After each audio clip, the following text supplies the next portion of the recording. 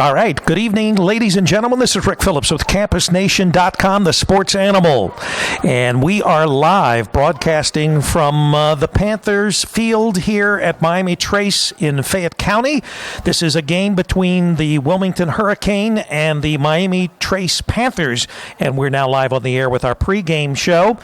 We've got someone else in the booth tonight besides AJ. AJ is in Centerville doing the Beaver Creek Beavers Centerville Elks game, and they are on one of our opposite channels, so you might want to go back and forth and catch the action of both these great football games.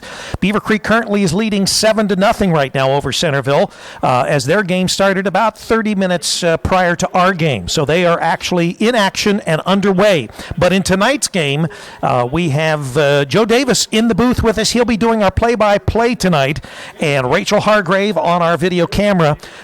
We plan to have a great game tonight, and as you recall last year, Miami Trace upset Wilmington at Wilmington College with that last-minute touchdown run in the fourth quarter that sent them to the playoffs and kept Wilmington at home. So we're going to turn it over now to Joe. Joe's going to bring you up to date with some information about both the teams, and we welcome Joe Davis to our booth. Joe, take it away. Thanks, Rick. Wilmington is 6-1 with their only loss coming to Vandalia Butler back in Week 3. Before last week, Wilmington was outscoring opponents 138-14. Despite giving up 28 points to Courthouse, they are still outscoring teams 187-42 during their 4-game winning streak. Miami Trace comes into the game sporting a 2-5 record this season. They started the year on a 5-game losing streak, but have turned it around in the last 2 weeks and are now on a 2-game winning streak. Week 1 loss to Circleville, 41-21. They had a Week 2 loss to Carlisle, 34-16. A Week 3 loss to Logan Elm, 48-14. A Week 4 loss to Massey, 63-7.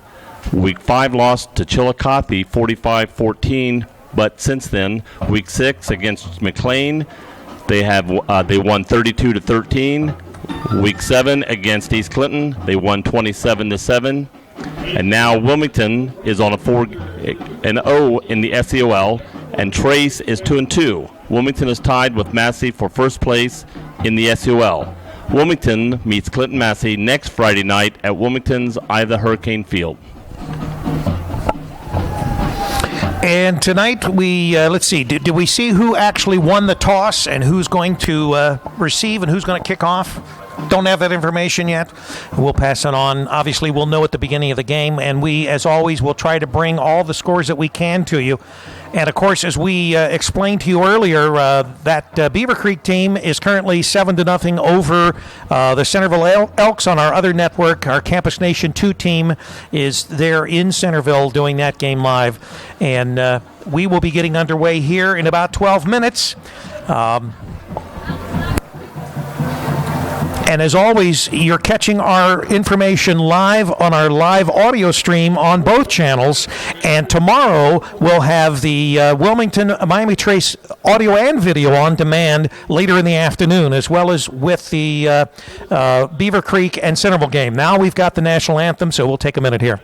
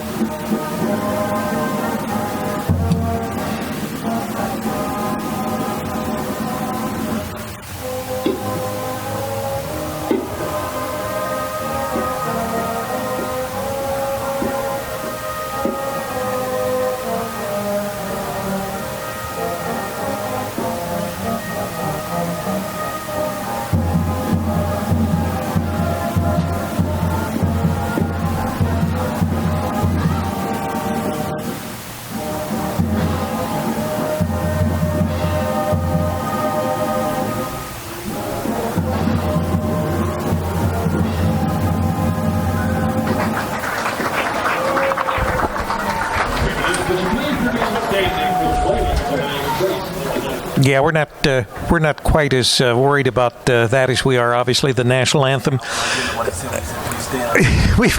We have 10 minutes. This is your first time, Joe, so obviously this is all new to you, right?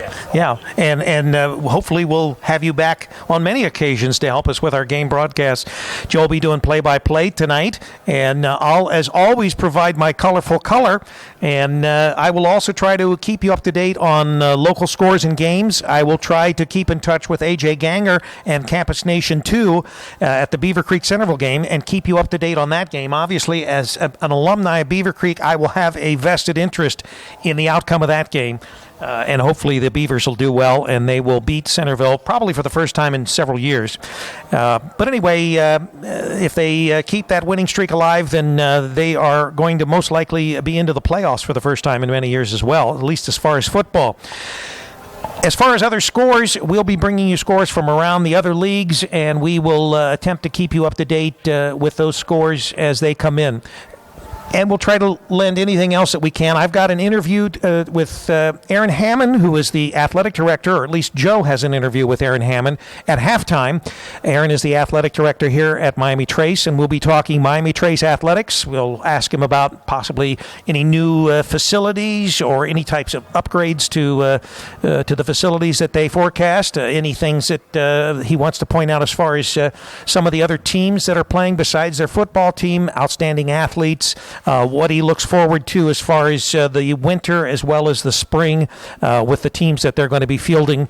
Obviously, they are a member of the SCOL. This is an SCOL game, and so it has double importance, not just to get into the playoffs, but obviously Wilmington currently is tied with Chillicothe and also with Clinton Massey for lead in the SCOL. And tonight, Chillicothe is playing at Clinton Massey. So once again, we've got some Titans going at it.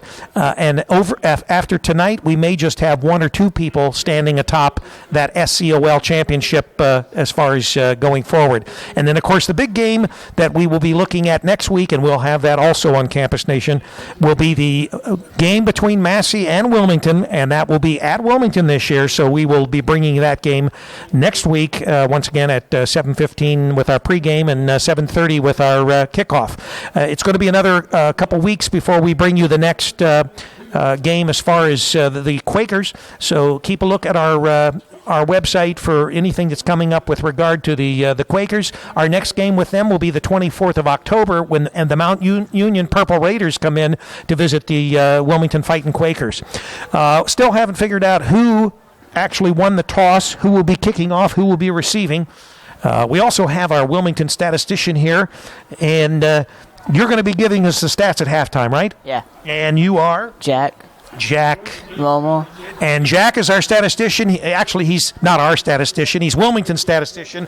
But he has supplied us with statistics here about the game last week or the week before. And also he'll be giving us stats tonight. We're the only people here in this big visiting chambers as far as at Miami Trace. Miami Trace has two press boxes, as a lot of schools do today. They've got a massive press box built into their school on their side, which is the home field advantage. And then in the visitor side, they have a very nice, comfortable visitors press box. Not huge, but at least it's lit. It's got some windows that we can view out, and so we expect that we'll have a good game tonight and a good vantage point here for our game tonight. Obviously, we've got the Wilmington. The big dogs are coming in now to go upstairs and make sure that everything goes right. That's right. No last year, right? No. Nope. Better not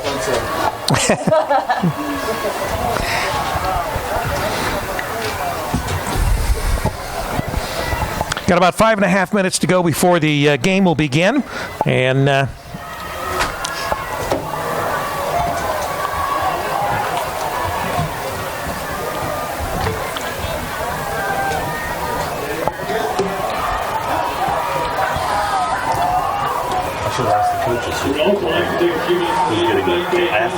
Nobody down there knew who was getting the coach come over. Oh, they probably would know, yeah, wouldn't they? On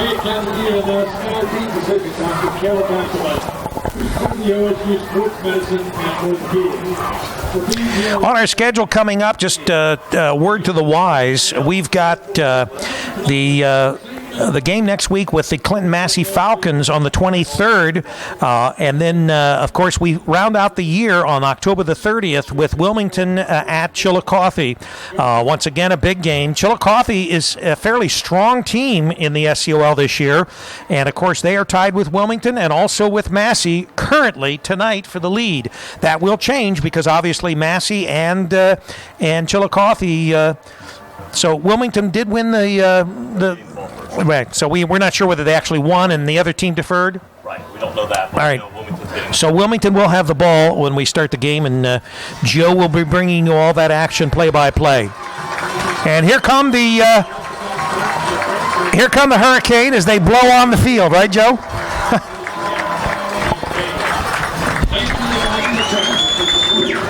Wilmington's got a great turnout as usual. They travel extremely well. We got a lot of people here from Wilmington, and the stands on the Wilmington side are packed. Selectively designed reporting procedures adopted by the Ohio High School Athletic Association and the South Central Ohio League.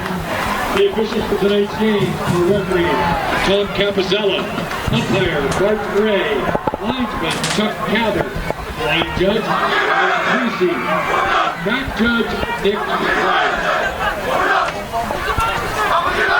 Sounds like Scott Killen has got his crew all riled up here.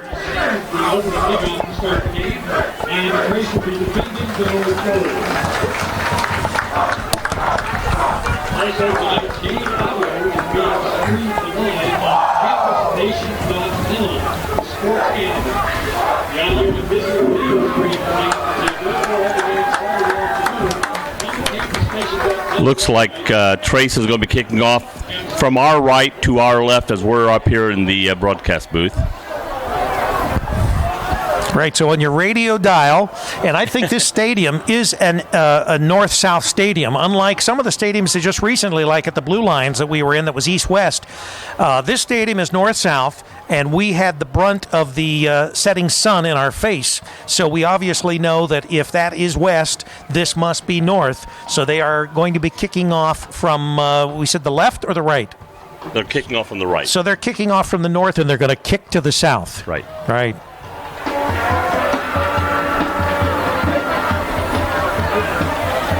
Still 2 minutes before kickoff.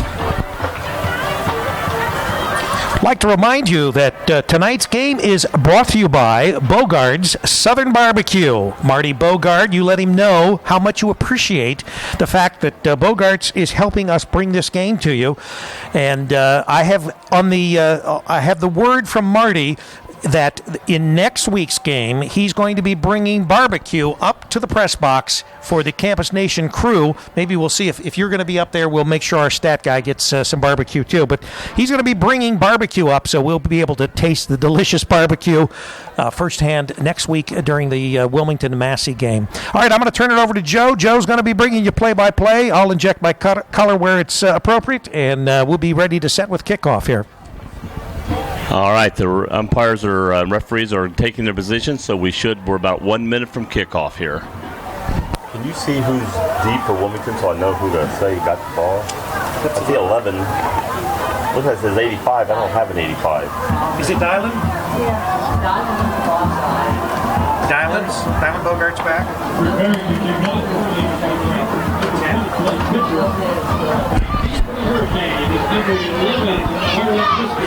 Frisco.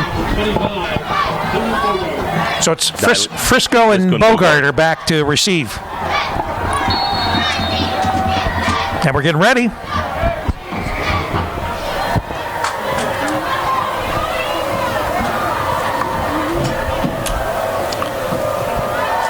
And the ball's kicked. Looks like Frisco's got the ball, caught it about the 5th, 16.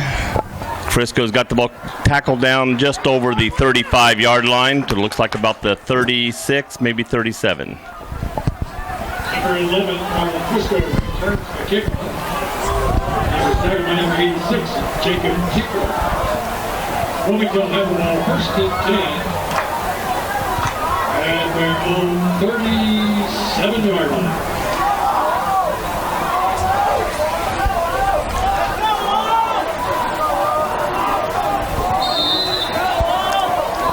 Matt Credit in the backfield. Quarterback. Takes a snap, hands off to Frisco. Frisco's running, looks like no gain.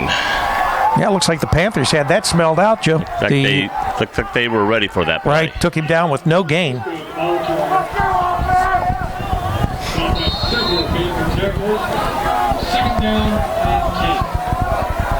And I imagine the Panthers are probably fired up. They knew they beat Wilmington last year, and they're wanting to do it again this year.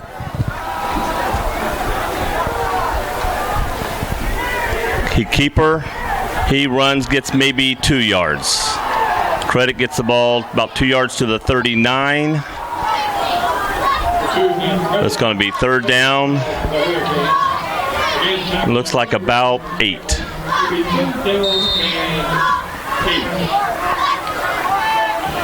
Yep, 3rd and 8. Just under 11 minutes to go in this first quarter of play. Okay, Wilmington's got some wideouts up to the left. Got one down here to the right. Credit in the backfield.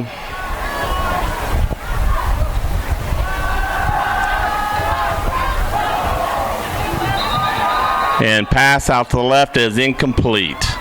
So it looks like it's going to be 4th down. Wilmington's going to be punting.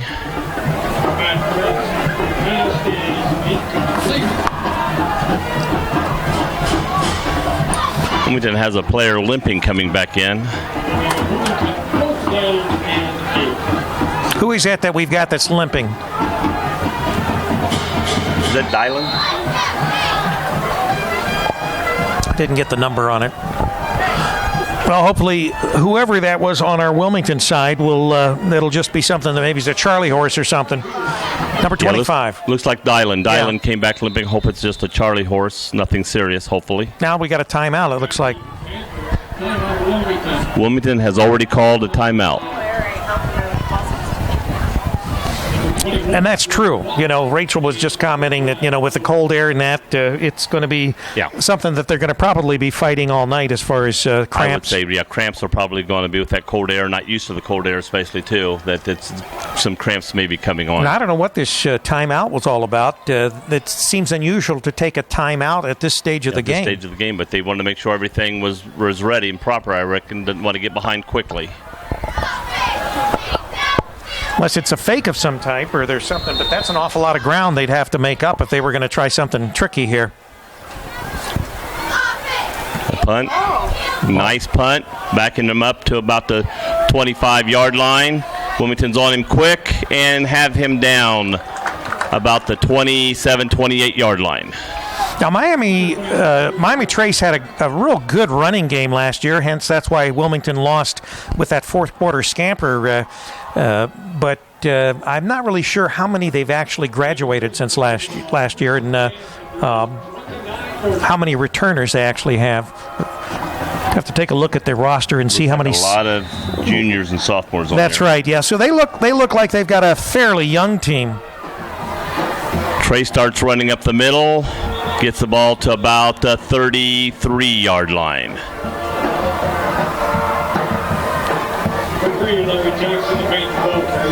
Larry Jackson carried the ball for Miami Trace. Didn't get really.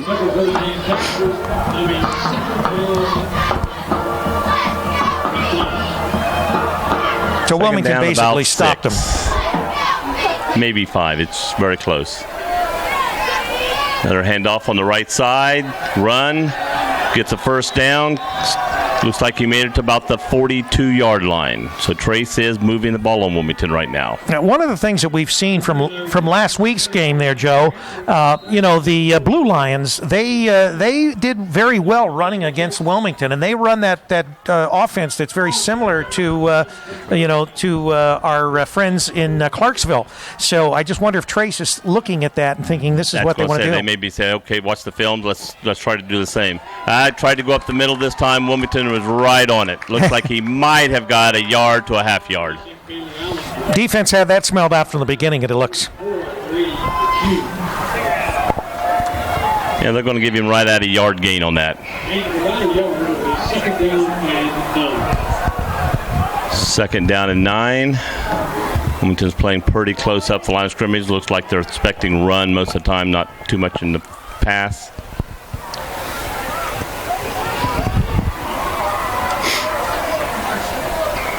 Pitch out to the right. Fumble. Uh-oh. Wilmington saying their ball. They got Let's it. see. Yes. The officials are saying Wilmington ball. Could not see who got it. That's about what, the 35, 33 yard line, something like that? Yeah, looks like number 45 may have been the one retrieved the ball. That would be Austin Thompson, senior for Wilmington. So Austin Thompson looks like he recovered the ball at about the 33. So the Hurricanes are going to start with a very, very good field position in the Panthers side of the field. That's 38. Is it the 38? Yeah, this is the 40. All right. So Wilmington got the ball at the 38-yard line on their own side of the field on Panthers 48.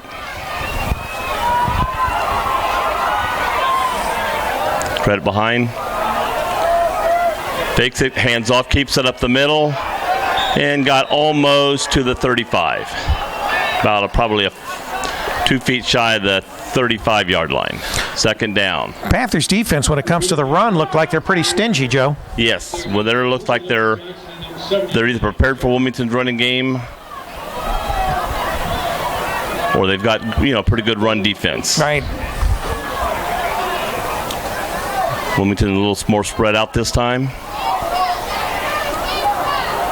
Takes a snap, fakes a handoff, passes, good catch, and gets all the way down to the 25-yard line. First down. Yeah, it looked like they had triple receivers to the right and one receiver to the left, and the receiver to the left got the ball and got a first down for Wilmington. 8 minutes and 15 seconds left in this first quarter. Wilmington's on the drive. Wilmington back up, getting ready quickly. Same spread. Credit keeps it, goes left. Tripped up, gets about a yard. He had some ground in front of him, but guy was able to get him by the foot in the backfield, and he got about a yard. Let's go, man! Come on, It's going about, looks like they're marking it second down, and it looks like more like 8, so it looks like he got 2.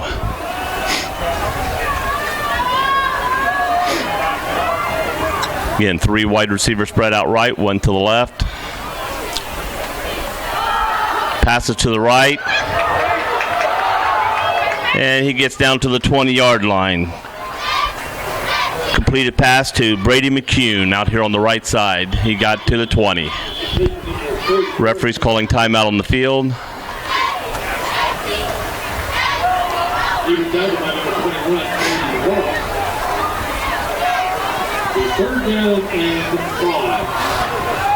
So that's fairly manageable, a 3rd and 5. 3rd and 5, Wilmington could run or pass, depending on their running game. They've got 3 wide receivers out left, 1 to the right. Hands off to Frisco up the middle. And he's very close to a first down at the 15. We're going to see where they mark it. And, of course, we know we're in 4-down territory now. Yes. We're this close to the goal line. Yes. And they marked it first down. So he did get a first down at the 15. So Wilmington still has the ball, marching. 6:28 to go in the first quarter.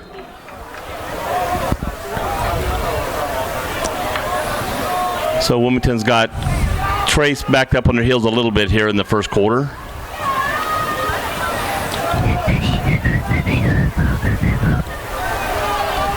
All the credit, looking right, throws, catch, and thrown down right at the 10-yard line. I think that might have been to Dylan. Looks like Dylan Bogart. Yep. Dylan Bogart caught the ball and tackled immediately at the 10-yard line. So it's 2nd and 5. See if we can take it in here.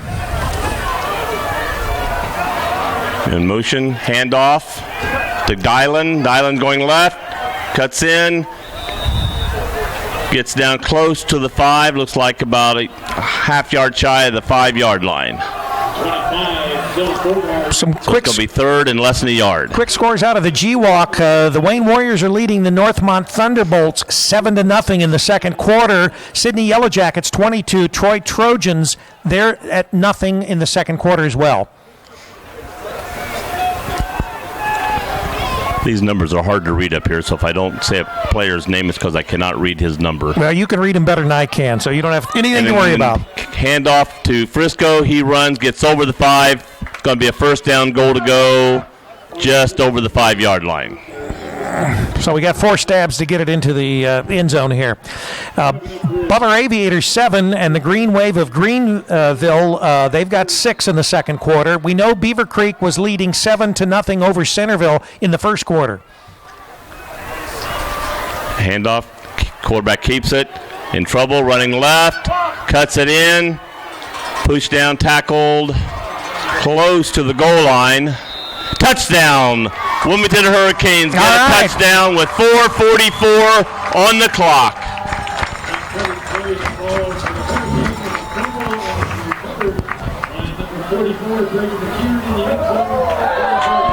Fumble, and Grady McCune picked up the fumble in the end zone. So the credit did not get it, but he fumbled the ball right at the goal line when he was hit. Brady McCune jumped on it and got the touchdown for Wilmington. Well, if you got a fumble, then it's good that your own man recovers. That's probably the best way. Trying the PAT now. Wilmington's going for the extra point. Brady Henry kick. It's up. Looks good. It is. Wilmington takes a nice 7-point lead with, again, 4:44 on the clock in the first quarter, thanks to the Miami Trace miscue. And that could be a key part of this game. When you're playing an underdog, like Trace is the underdog, they cannot make any mistakes. They've got to play their best game when you're playing, a good team like Wilmington. And the same thing for Wilmington. You can't give the ball to the other team and let them have any kind of momentum going their direction. Right. Well, and obviously that wasn't the case for Trace. Instead of marching down the field and making their own score, they turned the ball over. They gave it back to Wilmington, and Wilmington took it in. And yes, and Wilmington did what you're supposed to do. When the other team has a miscue, score off of it. Get a score off of it. Make the other team, have a problem with that. The problem they just had.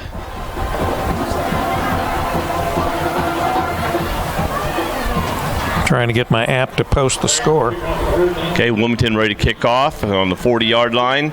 Trace is getting back ready for the kickoff.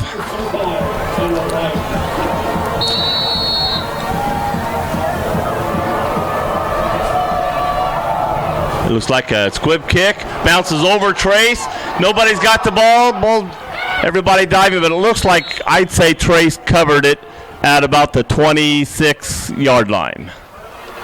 That was scary. That was something that we saw last week at the Blue Lions game. Wilmington did not. They received the kickoff. They did not touch it, and the Blue Lions recovered it. Oh my gosh! It was a live ball, and that was almost what we saw here. Ball, yeah, it hit the ground.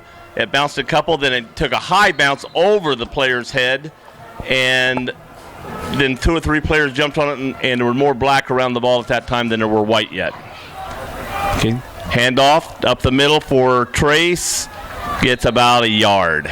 So it got the ball from the 26 to about the 27-yard line. Let's go, D! Looks like the Wayne Warriors are going on. They're now 14-0. Number 16 is the quarterback for Miami Trace.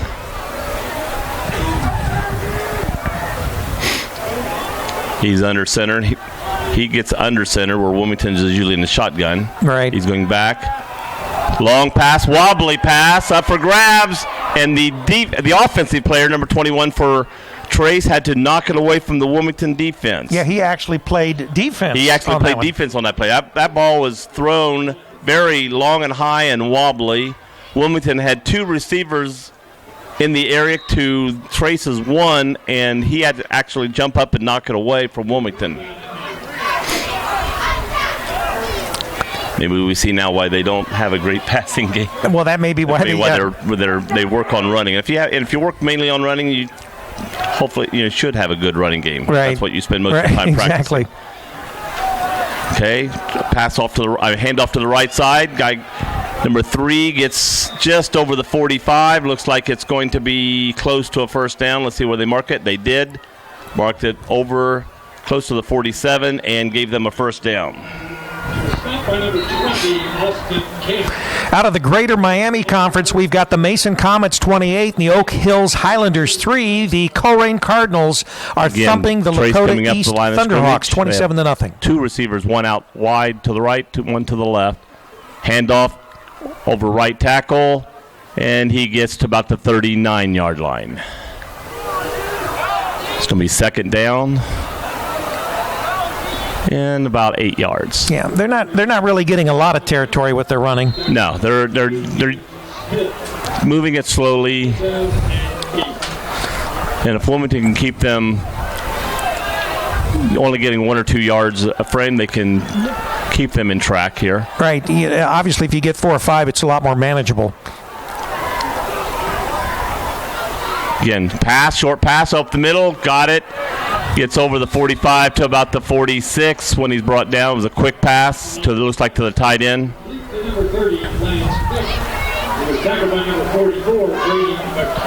Brady McCune made the tackle on Lance Mick, tight end for Trace. And that was just a quick hitter right over the line of scrimmage and picked up some quick yards.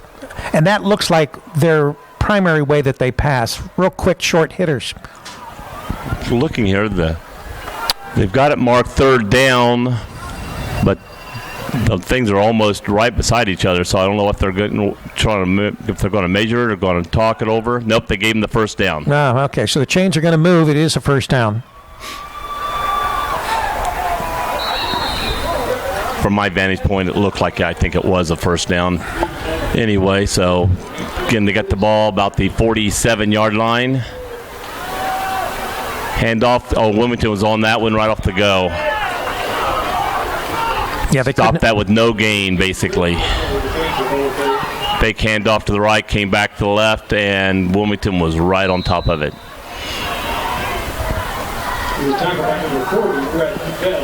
2.5 minutes left in this first quarter of play. Wilmington leading 7-0 over the Miami Trace Panthers. You're listening to CampusNation.com, the sports animal, your home for high school and college sports. Okay, Wilmington getting on defense, set, traces up the line.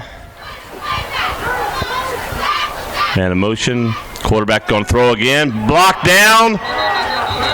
I don't know if the quarterback caught his own pass and lost yardage or if it was incomplete. They called it a tip. They're going back. It was incomplete. I know he dove for it unwisely. I would not catch my own pass 5 yards behind the line of scrimmage. He tried. That was about where they fumbled the ball the last time. It's just about the same spot. Erie. Maybe they just can't make it past that line of scrimmage. 47-yard line, third down, and 10 to go.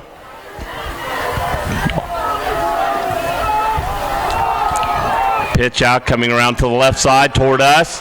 Cat caught at the 50, pulled out just over the 50. Looks like maybe the 49, almost the 48 where they're going to mark it. So it's going to be fourth down and about 5. Yeah, they did most of their running east to west rather than north to south on that one. The long run to the left, it just didn't materialize probably like they wanted to with the blocking, and Wilmington got on it quickly. Right. Well, they're going to be forced to punt here.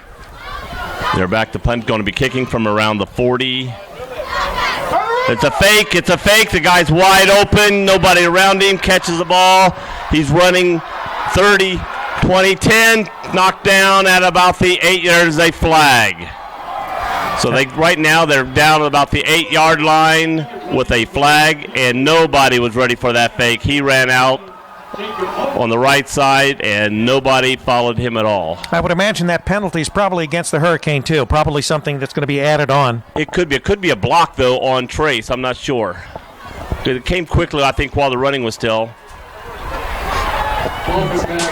It is. It's against Trace for a block in the back. Well, that's good. At least that'll bring it back a little. Bring it back a little bit.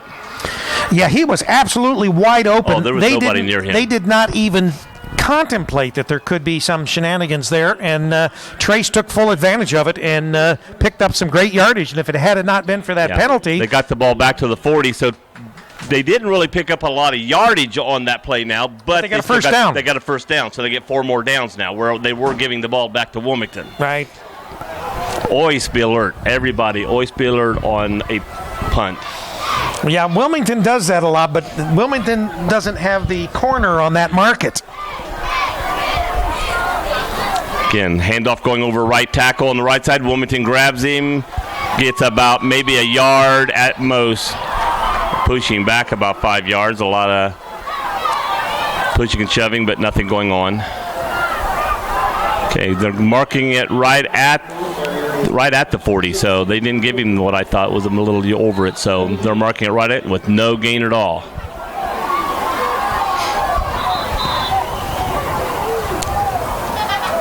Trace calling timeout, I think. So at 1:03 left in the quarter, Miami Trace calls a timeout. Second down, 10 yards to go on Wilmington's 40-yard line. Oh, I got the hip calls. Start to say a word, and you can just feel that coming up in your throat.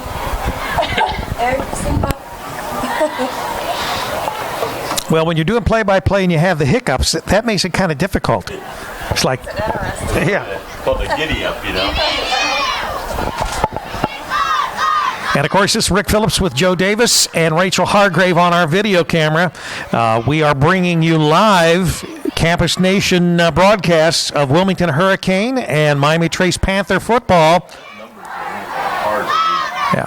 Well, the uniforms, this particularly with those uniforms, they're home uniforms. It's a lot easier to read their numbers. All right, here we go. Pitch out to the right.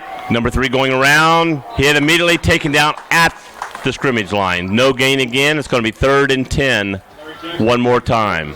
Wilmington defense held on there. Trace is going to go 4 downs here since they're over the 50, or if they punt this time, I don't think Wilmington's going to take it lightly. All right, AJ passed on the score currently in our other game, the game of the week that's on our other broadcast channel. Looks like they're just going to go for it on 4th down here.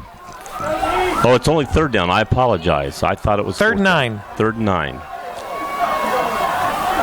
But it probably is getting into 4th. Somebody moved. Yes, somebody moved on the left side. They run the ball, get over the 35 down to about the 31, but the left tackle or left end on this side jumped, and that ball is coming back. So currently Beaver Creek is leading Centerville 21-14 with 1:15 to go in their second quarter on the game on the other network or our other channel there. Beaver Creek and Centerville Elks. It's going to be 3rd down and 14 from just inside the 45-yard line of Wilmington. Wilmington's defending their side of the field. I got to remember when you're talking, you're not talking to someone else, you're talking. I don't want to over-talk on you. 16 back to pass. Ball's blocked. Intercepted. Intercepted. Wilmington has the ball on their own.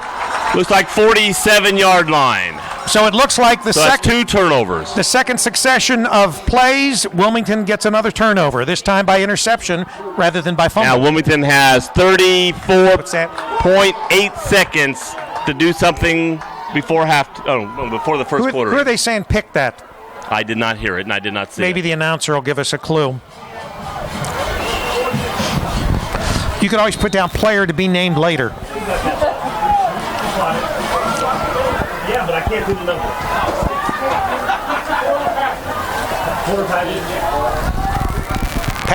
Pageant intercepted the ball for Wilmington. All right. We're getting help from the Wilmington fans out here.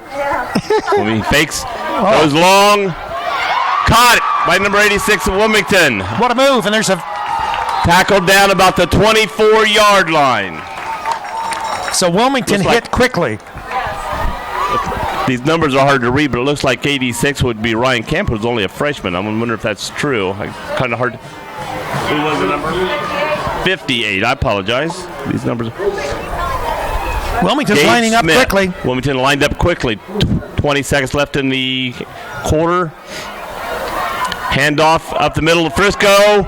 Wide open, and he gets down to about the 21-22. Hole open quickly, then shut down quickly. But he was able to get down to the 22. I think that's going to be the last play of the first quarter.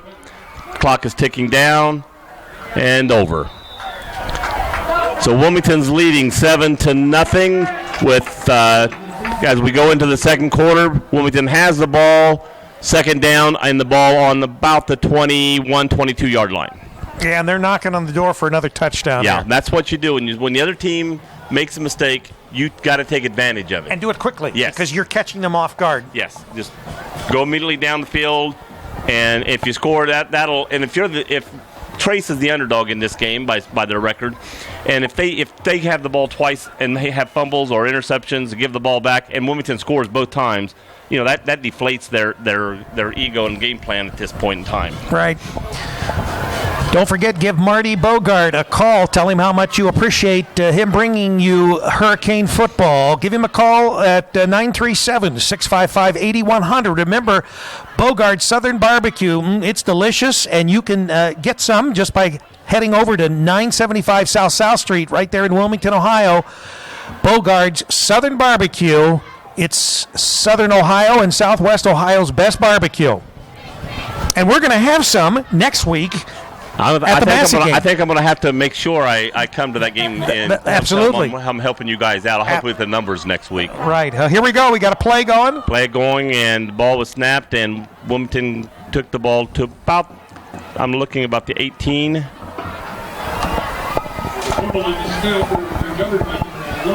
was fumbled, and Frisco got the ball back for Wilmington. So Wilmington's lining up. 3rd and 3, 3rd and 4. Trace was not quite ready, but here we are. High snap, but he gets it. Take down to Frisco. Goes up the middle. Gets down about the 13-yard line. It's a pickup of a first down. Looks like the first down from where I'm standing. Yep, they mark it first down.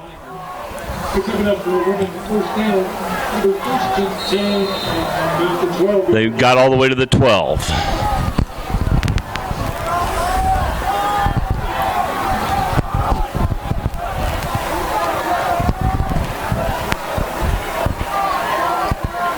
There's a snap, a handoff to Frisco again up the middle. Gets another 3 or 4 yards over the 10 to the 9. I don't think he got quite to the 8. I think they're going to mark it closer to the 9.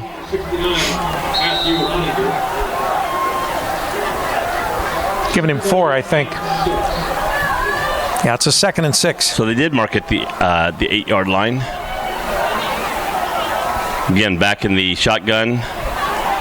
Taking the snap, throws to the right end zone, and throws over the receiver. Yeah, that was out of the end zone. Yeah, threw it out of the end zone.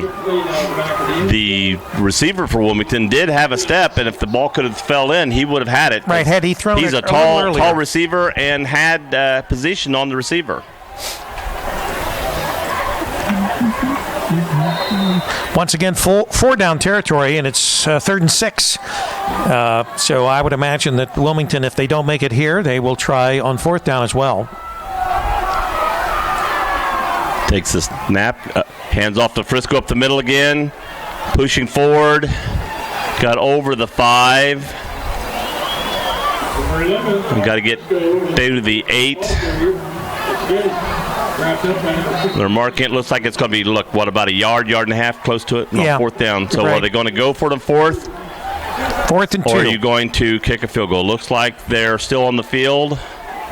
I'd say they're going to go for it. Yeah, I don't see any reason to kick a field goal. Anybody going on the field to do kick. I wouldn't be surprised if you don't give it to Frisco going up the middle here, the way they've been going. 4th and 2. Frisco up the middle, and he's down near the goal line. Touchdown. And touchdown. 9:56. Wilmington scores again off another turnover. So both turnovers have turned into scores. He got about 2 quick yards and then just carried the rest of the defenders all the way down to the goal line and fell right at the goal line and got the ball over the goal line. So Wilmington, Henry back in to try his second extra point of the night, put Wilmington up 14-0. Snap, kick up, looks good, and is good. So Wilmington's up with 9:56 on the clock, 14-0 over Miami Trace.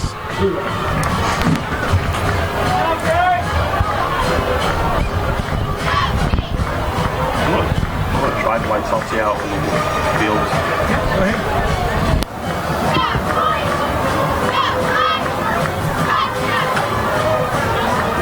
How's that? I'm just trying to see how we can see better. I'm not getting their numbers anyway for their 9 games. And this way makes it a lot easier to see the field. Yeah, there is a little bit of glare from the lighting, and that's why. See well enough if I look slowly to find the names if I need to find somebody. AJ's telling me that the officials at Centerville in the Beaver Creek game, they have mics, so they actually can hear all the calls and everything. That is cool. Isn't that nice? I said, well, it's Centerville. What do you expect, right? Yeah, Centerville has all that, and it'd be nice if we could get some of that stuff down here. Of course, it's the officials probably. I don't know if that's Centerville gives it to the officials or if the officials, but I would say probably that's it. Yeah, I don't know whether the crew has it themselves. G-Walk has mic'd all Another their... squib kick, picked up about the 35-yard line and tackled not far away. Trying to see where they mark because he ran right into the Trace bench over there.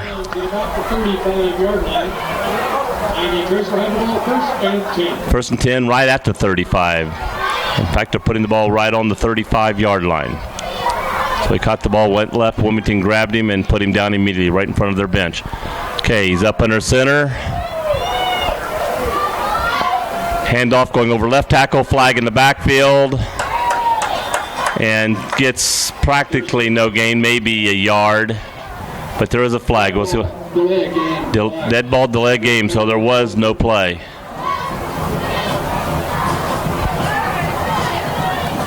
So it's going to be first down and 15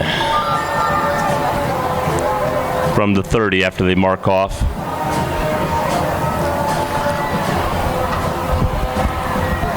Wilmington's defense in all has been doing very well tonight. The most thing was on the fake punt where they gained most of their yards. And I think that Wilmington, they need, and they've probably worked a lot since the Blue Lions game on running plays. They know that Clinton Massey next week, they're going to be running down their throats. Right. And so the defense has got to be able to cover those running plays. Because if they're not stopping Trace this week on the running game, they're probably not going to be able to stop Massey next week on the running play. So that's what they're really working on, is stopping that run game. Absolutely. All right, referee blew the whistle, putting the ball back in play. 9:48 left in the first half, excuse me. Washington Blue Lions leading the McLean Tigers 13-7. No score. Handoff over the left tackle. Keep pushing, gets about 5, gets back up to the original line of scrimmage. They're going to mark him about a foot over the 35-yard line. It's homecoming at the East Clinton Astros, and there's no score between Hillsboro and East Clinton, at least right now, at least not been reported. Beaver Creek still leading Centerville 21-14 in the second quarter. Trace coming up the line of scrimmage. Just going under 9:20 left in the first half. Handoff. Oh, fumble! Fumble on the handoff. Wilmington say they got the ball again. And they do. So far, the last 3 sets of downs, Wilmington has come up with a fumble or interception and taken the ball away. Now, that's good defense.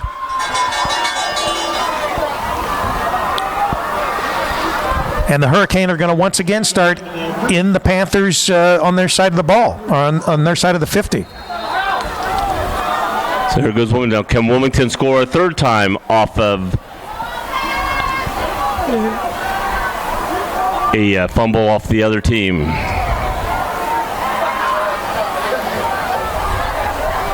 Wilmington's got 3 receivers to the left, 1 up to the right.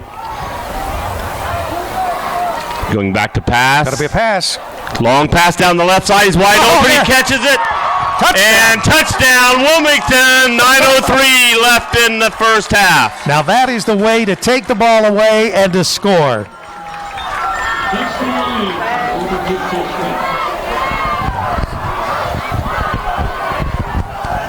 Dylan Bogart catches pass wide open, takes it. Once he caught it, nobody was going to be near him.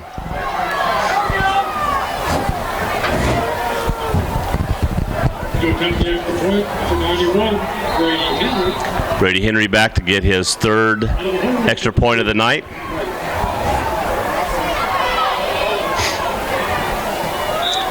Up good, no flags. Wilmington's up 21-0. 9:03 left in the halftime.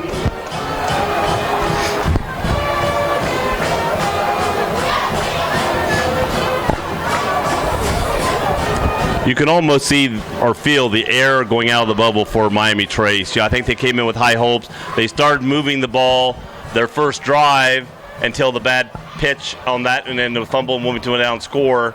They came back. They had the fake punt. That scored, went down, but then brought back on penalty. Again, an interception. And now it just seems you watch the players and they're just hanging their heads more, and the fans on the other side of the field, just there's nothing, no noise or anything over there. Yeah, I think that what you're obviously seeing is you're seeing youth versus a team like Wilmington that's got a little bit more depth and some seniors to lead the team. Obviously, a very seasoned quarterback as a senior. So you got to expect with sophomores and juniors that Trace, they're in a rebuilding situation. Right. And this is a rivalry that goes back years, decades, and that you figure it's going to still be a hard-fought ball game the rest of the way through. Another squib kick, hits the 30, hits the player, it falls on it. He bobbled it a few times, but then he just grabbed it and fell on it as Wilmington players went into him trying to get the ball, but he was already down. Yeah, he did the right thing, just falling on it, not trying to pick it up. He bounced off his chest up in the air. He grabbed and then fell back down as Wilmington slid into him. But they didn't jump on him hard. They just slid into him trying to, in case the ball was loose, to trying to get it. Right, and make sure that he didn't get up and run with it. Right. Well, of course, he was down by in high school, you're down immediately when you're on the ground. Yeah, we swing back and forth between college, so even with Trace being down 21-0, I'm sure they're going to continue to fight and attempt to at least put some points See if they forward. open up their pass game a little bit more since they're down a little bit. They've been trying to run it. They're in a running formation. Pitch going around the sweep to the left side.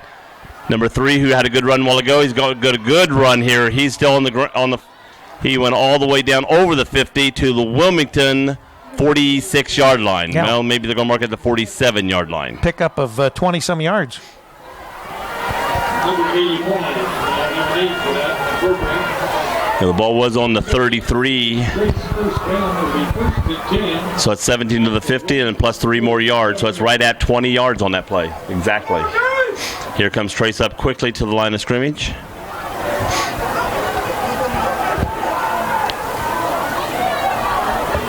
Again, in running formation, this time a sweep to the right. Got 4 leaders out in front of him, 4 blockers. He breaks back left, wide open. Wilmington tries him. He spins, keeps up. He's still going, and they grabbed him, and they finally pulled him down about the 18-yard line. That was a great run. And that was a great run and a great turn back. He juked the Wilmington defense there. They were just left there standing as he juked back into the center of the field. When he came around right, and then he cut the left, the guy grabbed him, but he spun away from him, and was able to go another 8 or 9 yards. Oh, there is a flag on the field. They're bringing this one back. Again, every time Trace has something good, it comes back. It looks like there was a hold. Right, They're it's bringing coming this back. all the way back. Back to the 50-yard line. So you're right. The minute they get a little bit of momentum, it gets cut off. It was marked off from where it was, marked it all the way back, 3 yards from the original line of scrimmage. So it's going to be 1st and 13. Tackled immediately, gets about to the 48. He's going to be about 2nd and 11. You're listening to CampusNation.com, the sports animal. Joe Davis, Rick Phillips, Rachel Hargrave. Right now, the sweeps are the one causing more problems. Wilmington's covering the up the middle most of the time. It's the sweeps on the outside with the blockers that Wilmington's having a problem with. Yeah, and last week it was more up the middle, so they've probably been working up the middle, and now Trace is going outside. And Trace has some speed. Yeah, and number 3 is a tall, long-strided boy. Here he is again, number 3, going to the left side on a sweep. Got blockers. He's out ahead. Down to the 40, over the 40 to about the 37-yard line. He's going to be short of a first down, but he's going to be close. It's going to be 3rd and short. Yeah, and that's very manageable. So once again, if they are making it to the edges very quickly. Yeah, Wilmington's need to do something on the outside to stop that outside sweep. The guy's going around with blockers, and he's following his blockers very well. And getting every time they run a sweep, he's getting 8-9 yards at least, and then sometimes breaking one. Wilmington just fortunate the last one was brought back for a penalty. Yeah, if they don't fumble here, then maybe that's their plan of attack now. Off left tackle, grabbed him, pulled him down, but he still gets a couple more yards and makes a first down. He got to about the 33-yard line. Wilmington grabbed him immediately, but he was strong enough to pull through that and get a few more yards. Actually, they marked it the 34-yard line. So Trace is driving. 6:40 left in the half. Trace got the ball in Wilmington territory and marching. Up the middle, off left guard. Wilmington grabs him quickly. Looks like basically going to be a no-gainer on that one. 2nd down.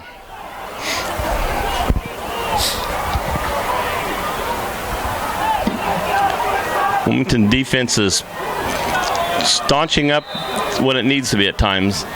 No, it's like they bend, but they don't break. You're so, right. As long as you can keep the team between the 20s and you don't let them get into the red zone, doesn't matter how much they want to run in between. We don't care. Let a lot of that clock. That's out there. right.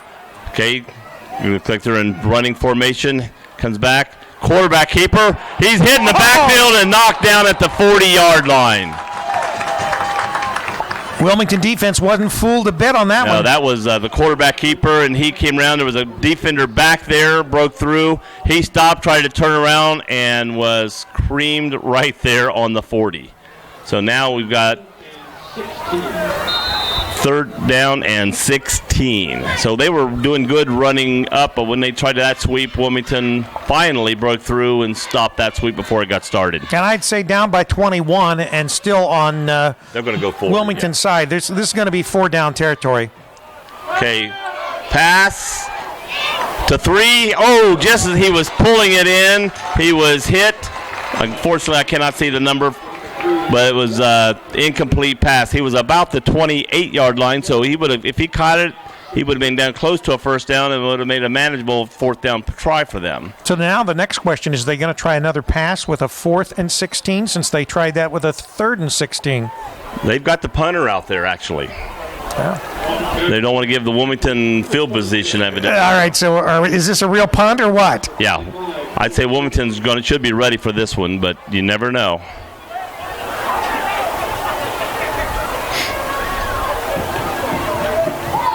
He punts it, hits the ground at the 12, caught at the 5, and run back. He broke free. He was going down. He broke free. He's still going.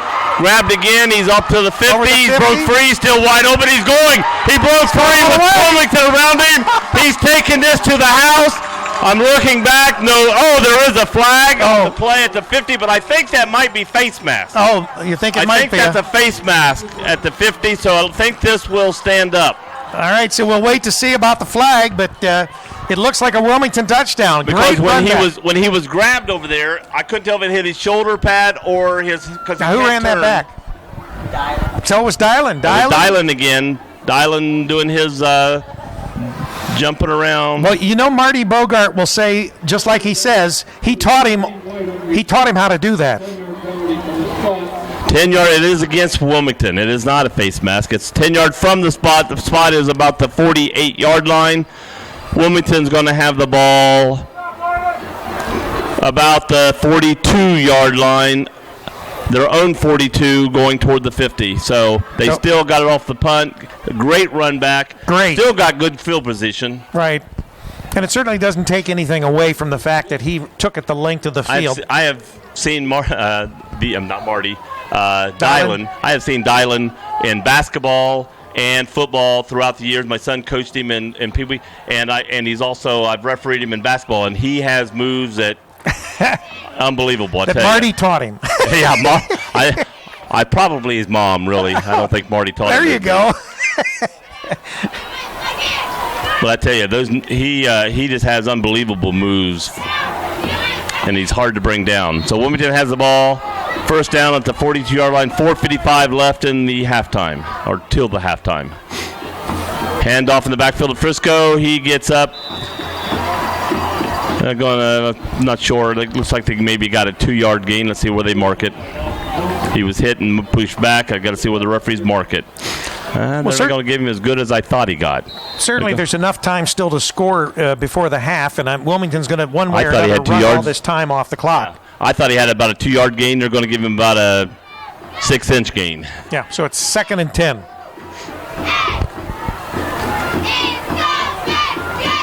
Quarterback keeper going up the middle, hit, pulled down about the 48, almost to the 49. So it's going to be about a 3rd and 4.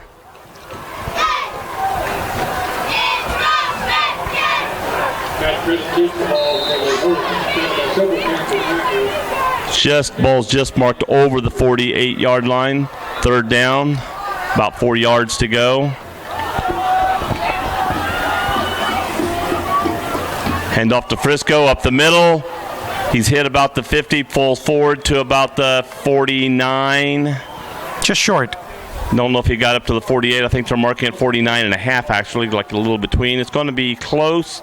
It's going to be 4th down, but Wilmington is less going than for a it. yard. Yeah, and Wilmington will go. lined up to go. Wilmington's lined up to go. 4th down, less than a yard. 4th and 1, and will we get a timeout, or was there a whistle? No? No.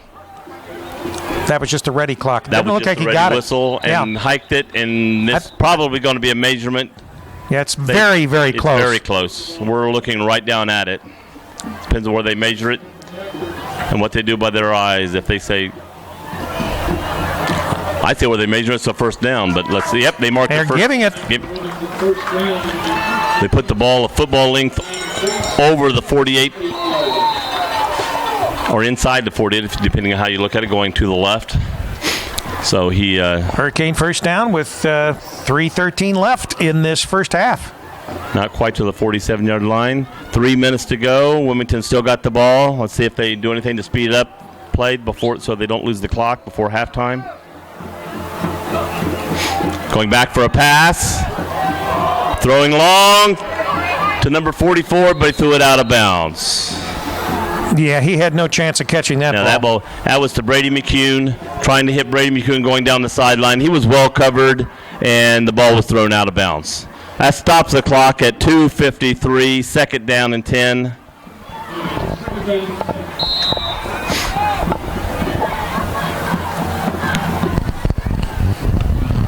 Wilmington trying to decide the play. Okay, they've got it. Going back out on the field.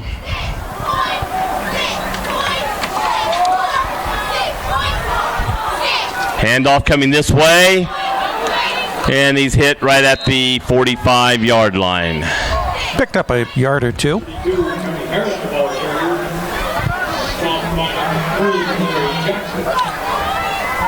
Tony Merritt was the ball carrier. Tony's very quick. He was in motion just as he got to the quarterback. It was a handoff, but they were ready for it. He didn't get much. He got a couple yards. It's 3rd down and 8 from the 45-yard line. Should be a pass, I would imagine. This looks like they're in a pass formation. He is dropping back. Nice. He was wide open and threw it just behind him. Threw the pass to Paget Porter. He threw it just behind Pat. He was wide open, and so it's incomplete. Clock stopped at 2:14. I assume Wilmington's going to punt, but we haven't seen that yet. Well, they've got the punting crew out there, but Wilmington has been known with a bit of trickery as well. So it'll be interesting to see. 4th and 8.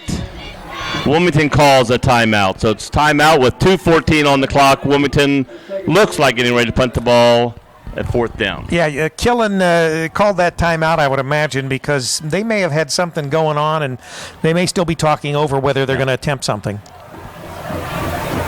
It's hard to come off a timeout because when you call the timeout, that gives the other coaches time to remind the players, be ready for something. A lot of times if you're going to go for it, you get your team out there, do you it get quickly. back, and you do it quickly before the coaches can remind the players to be ready for something. But if they are going for something, he's getting them all lined up and told them what to do so they're ready for it. If not, it's like he's just going everything to make sure there's not a big run back on this play. Right. Well, they definitely do not want to do anything that will give Trace good field position where they could still score with 2:34, or turning the ball over because it's blocked or something like that. So they definitely want to get a good punt off here. If that's what they're going to do. Yeah. K's punt, kicks, nice high kick, going down, went out of bounds. Out of bounds at the 15, but where did it cross the line? We'll see where the referee go down. He's going past the 20 to about the 18, coming back up to the 20-yard line. Yeah, so it's going to start at the 20. That's where Trace will take over for the last 2 minutes and 7 seconds of the game here. Right, and Trace has not shown so far they can score quickly. And now they do. They've only got 2 minutes to get down the field. Although they have had a couple plays that have went, but called back on penalties.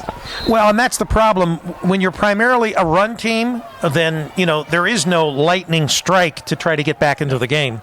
Okay, sweep left, got blockers out in front of him again. Number 3 running for Trace, and is tackled, and a flag comes down late.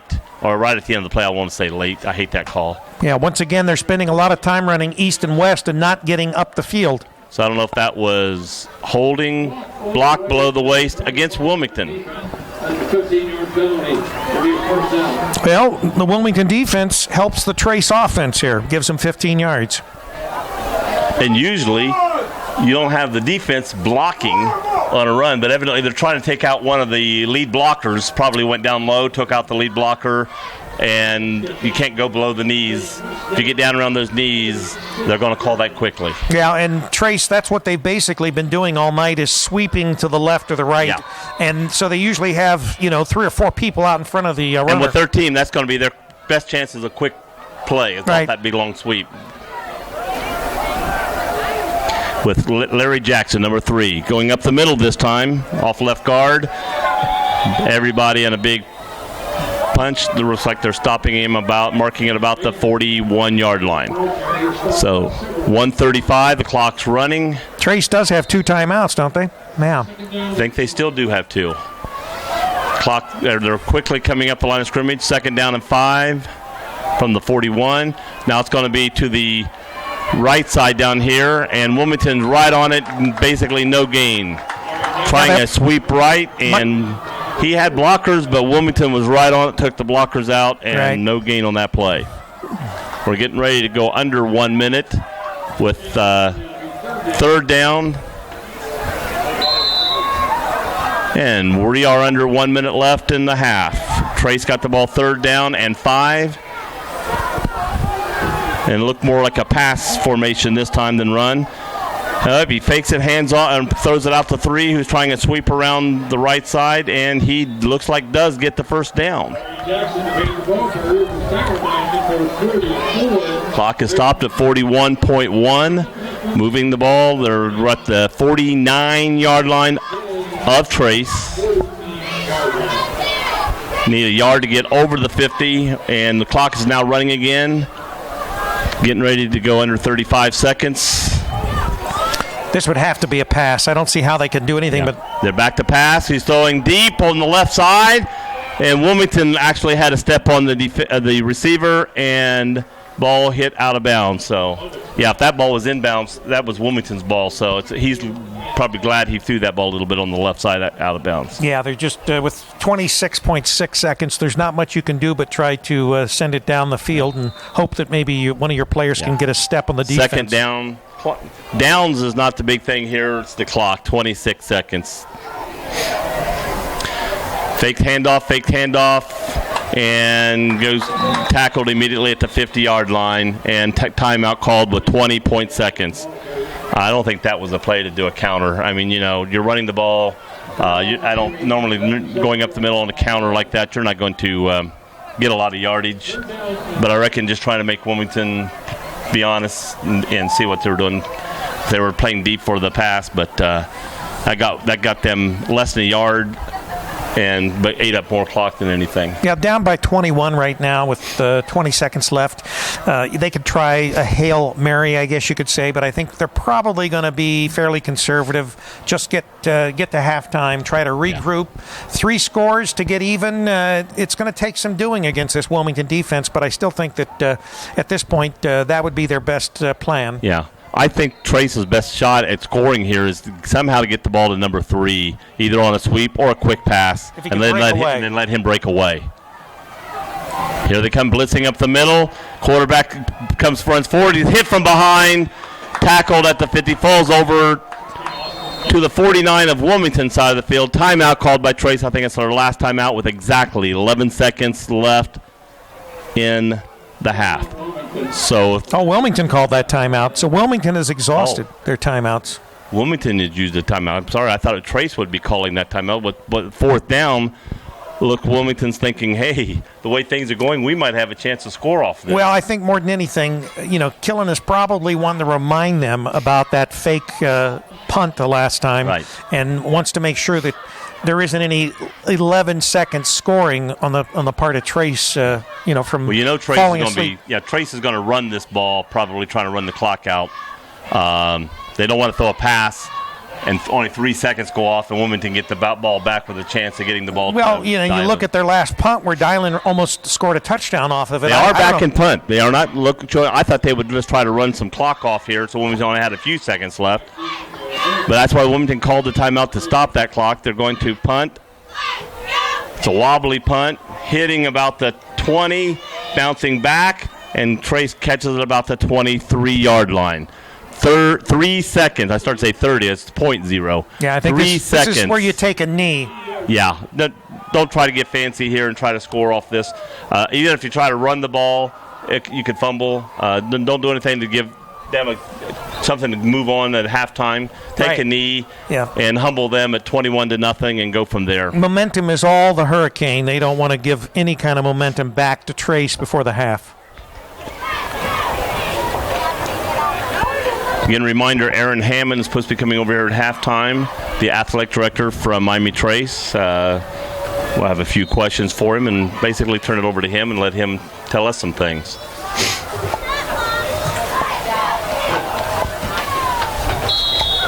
And there's a snap in the knee and halftime. You guys happy with what's going on? Or? That's what I thought. And the players go to their respective quarters at halftime. Wilmington running off the field as Trey stands and lets them run by. Then they will go to their locker room. And Wilmington's band's getting ready to take the field. So we are at the half. Wilmington ahead 21-0, and I'll see if I can find some scores to pass on. Aaron Hammond, the athletic director here at Miami Trace, will be up to talk with Joe. And let's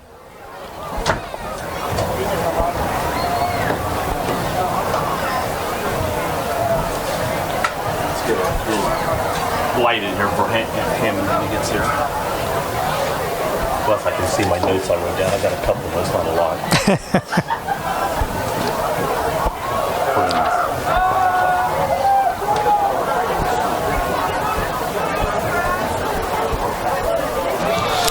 And just a reminder, this game is being brought to you by Bogart's Southern Barbecue.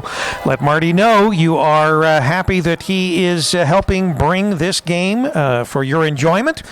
And we also want to remind you that A.J. Ganger and his crew is at Centerville tonight for the Beaver Creek Centerville game. And that game is probably now in the third quarter, but you can always flip over and catch a little bit of that action and then come back to us. But AJ is on our Beaver Creek and Centerville game channel. We have an update from Massey. I'll see if I can see some SCOL scores. A lot of times when we get these scores, it depends on the scorekeepers and how good they are at updating. I always try to keep our scores updated for those people that want to know what's going on in the SCOL.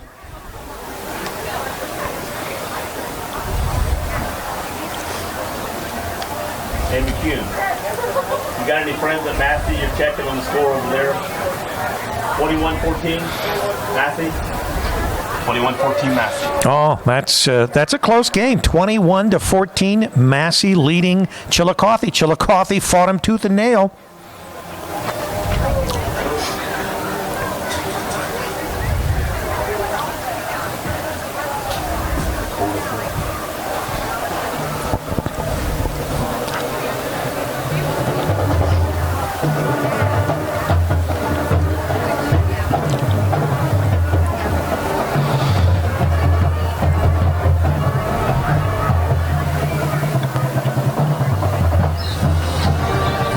We've got the Washington Blue Lions leading the McLean Tigers 28-14 at the half. And, of course, that 21-14, they have it as a second quarter score, the Massey Falcons over the Cavaliers of Chillicothe.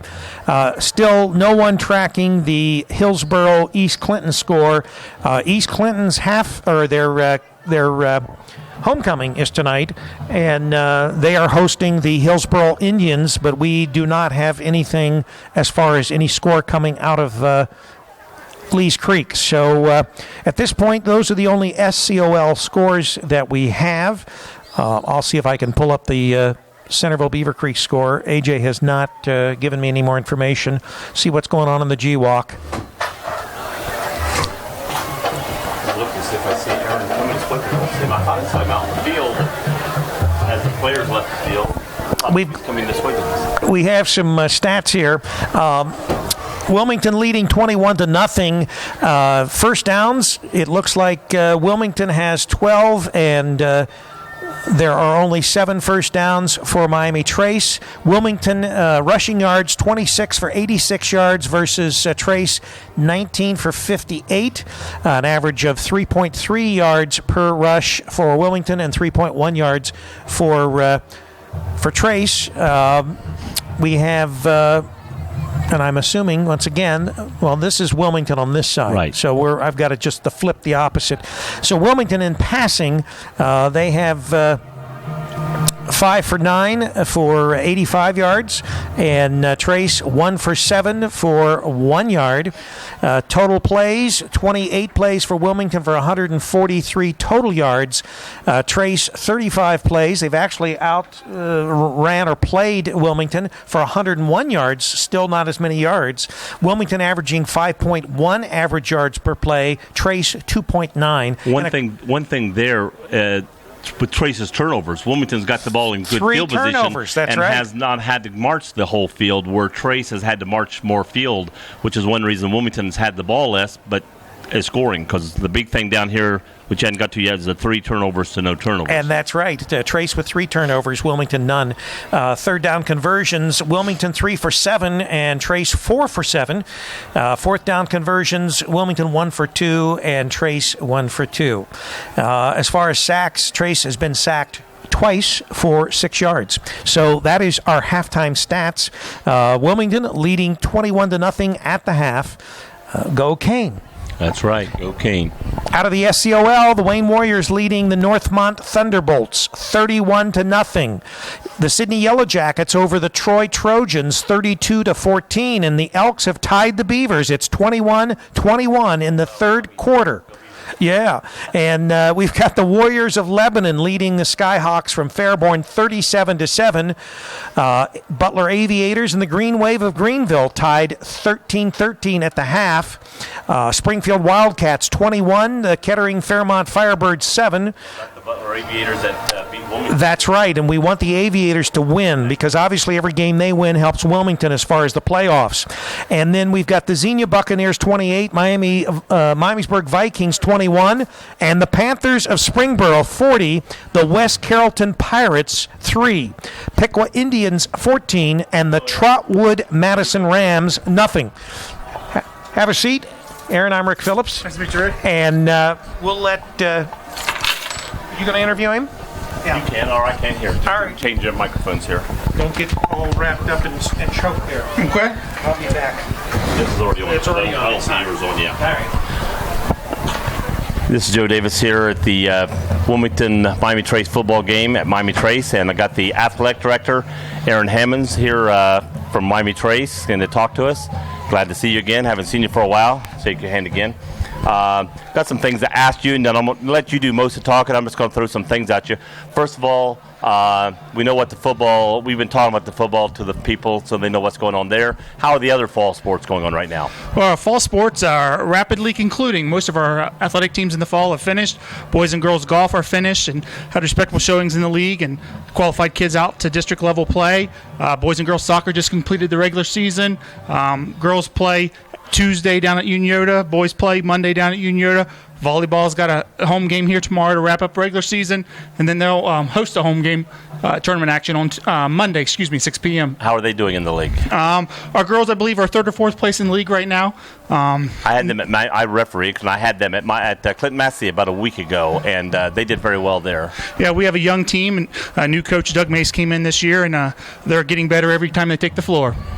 So now that we got fall out of the way, what are you looking forward to in the football from this point forward? I know this looks like a young team. I think you graduated a lot of guys last year. We graduated a lot of kids, and we start 8 sophomores on defense, so we're young, especially on that side of the football. They're trying hard every day. Next week we've got Hillsborough down the bowl, and then we are home to conclude the season. We host Washington here in the rivalry game. Although the score is 21-0, I'm seeing positives for the Trace football team out there. You take away the 3 unfortunate turnovers for you guys, and they're moving the ball. They're doing some good things. Number 3 for your team looks like a very good runner. It's hard to bring down. You had a great fake out there a while ago. Unfortunately, brought back most of it for penalties. Yeah. Penalties and turnovers has hurt you this game, but that's a sign of a young team sometimes. It really is, and we knew coming in that we had to be able to sustain some drives and move the ball up and down the field and try to keep Wilmington's offense off the field, because we know they are quick strike and they're very capable. And unfortunately, we've had some turnovers here in the first half, but maybe in the second half we can get things righted and get some drives put together. Knowing Trace and knowing the rivalry that's here, I don't look for them to give up and hang their heads. I look for them to come back fighting hard and trying to keep this a close game. There's definitely no quit in our kids and our coaching staff. They're going to play to the end and see how it ends up on the scoreboard. But on the way over here, we were talking about this, going back to the Art Schleister, Gary Williams days, back when then they became coach players up at Ohio State, but that was a big rivalry back then, and it's always been a big rivalry between Trace and Courthouse throughout the years. And Courthouse's throughout the years have had some great football teams here. It really is, and it's nice that Wilmington's back in the SOL, so you get to see them in all our sports over the course of the seasons, and definitely a positive addition to our league, and they're going to do the good things. What are you looking for toward winter and spring with what's coming up? Well, it's hard to believe winter sports really kick off next Friday. Our girls basketball team starts tryouts next Friday. Boys basketball bowling on the 30th. Then you have wrestling on the 9th. Swim, I believe, is on November 6th. So winter sports are right around the corner, even as we're not concluding yet. I'm coaching bowling for Wilmington, so I understand. It's like I'm still refereeing volleyball, and I'm already starting to get things ready for the bowling, and it's like, oh my gosh, I can't believe it's so close. One thing I really wish we could go back to years ago, where kids had a little time to be kids between seasons. Unfortunately, with your multi-sport athletes, which you want your athletes to be, you want them to play multiple sports, they really don't have that downtime. I think is so vital for kids, and I think that's really a mistake that the OHSA is making, backing up the start of those winter seasons into the fall season. Right. Let kids have some time to be kids. They need that downtime. And after the fall sports, let them be a kid, let them enjoy what just happened before they got to start into the next thing. And if your team is a team that goes into playoffs and stuff, it really hurts you going into basketball. If Trace was going into the playoffs, and Wilmington very likely could be going into playoffs this year, Massey in the past has and is right there. When you go into the playoffs, basketball is already a month into the season. Teams have had 4 or 5 games, and you've got guys that haven't even been on the inside in the basketball gym yet, or the wrestlers inside to be wrestlers yet, or anything, because they're still playing football. Yeah, I think it really puts kids at a disadvantage. I mean, they need that downtime physically, number one, and also mentally. I think we're really doing a disservice in that direction. What sports are you looking forward to here at Trace coming up as to excel in the going into winter and then going into spring? Well, I really like all our sports. I mean, some of the some of the sports have a special affinity in my heart. I was an old basketball coach, so I like to watch some basketball. I refereed you. But I really enjoy all our sports. I don't have a background in some of them, so I have to learn as I kind of go along, and it's neat to learn that, and the kids kind of help me out there. But really, anytime our kids can get out on the playing field or in a competitive court, I like to see our kids compete. One thing I noticed coming in, I've been here, I coach track, I've been here to the track fields, but today, driving around, got to see more of the other facilities that you have here. Can you tell us about those? We are very fortunate to have a beautiful campus. We have a new elementary building, a new middle school building, and thanks to the voters of Fayette County, we will be building a new high school that we hope will open in January of 2019. Where's that going to go at? We own a 50-acre field directly behind the visitor stands, so it will be on the campus, and our football field will stay where it's at. Unfortunately, for many of our home fans, since our home stadium is attached to the school, it will be torn down, and we'll construct a new home stands. But for many of the old timers, they really like the look and feel of those stands. What's going to go with this area right here where the high school now stands? It's not set in stone at this point. We look for additional play fields and additional parking. We want to try to provide some additional spaces for our teams to practice, especially in the fall and winter. The fall and the spring, so they're not here as late in the evening because we do have some limited green space. Right. So anytime you get more green space and get your kids out here early after practice, it's better. For those listeners who know a little about Fayette County. Fayette County, you had schools all over the county before, and now you're being able to have them in one spot. Is that something you guys have been looking for and fighting hard for a long time? It's been very beneficial for our district. I know when I got here 20 years ago, there were 7 elementaries scattered throughout the county, and there was really no cohesiveness in our elementary group. Now we've got 1,200 kids over in our elementary building. All the teachers and staff are all together, so there's a lot more interaction, a lot more pride being built to be a Panther. Yeah, I know. From the past, I know a lot of parents like their kids only being a mile or 2 miles from their home, and now because of being in the whole county goes to Miami Trace, now some of them have to go pretty far. So that was probably a big trial to get over, trying to get some of those parents to understand their kids are not going to go here. But I think for the school district, I think it's a big plus to have them in one spot. It's been very positive for us, and I'm sure getting rid of the community school idea was difficult, but our community rallied around what we hope to do, and they've been very supportive. And I know when we pulled in, it looks really good.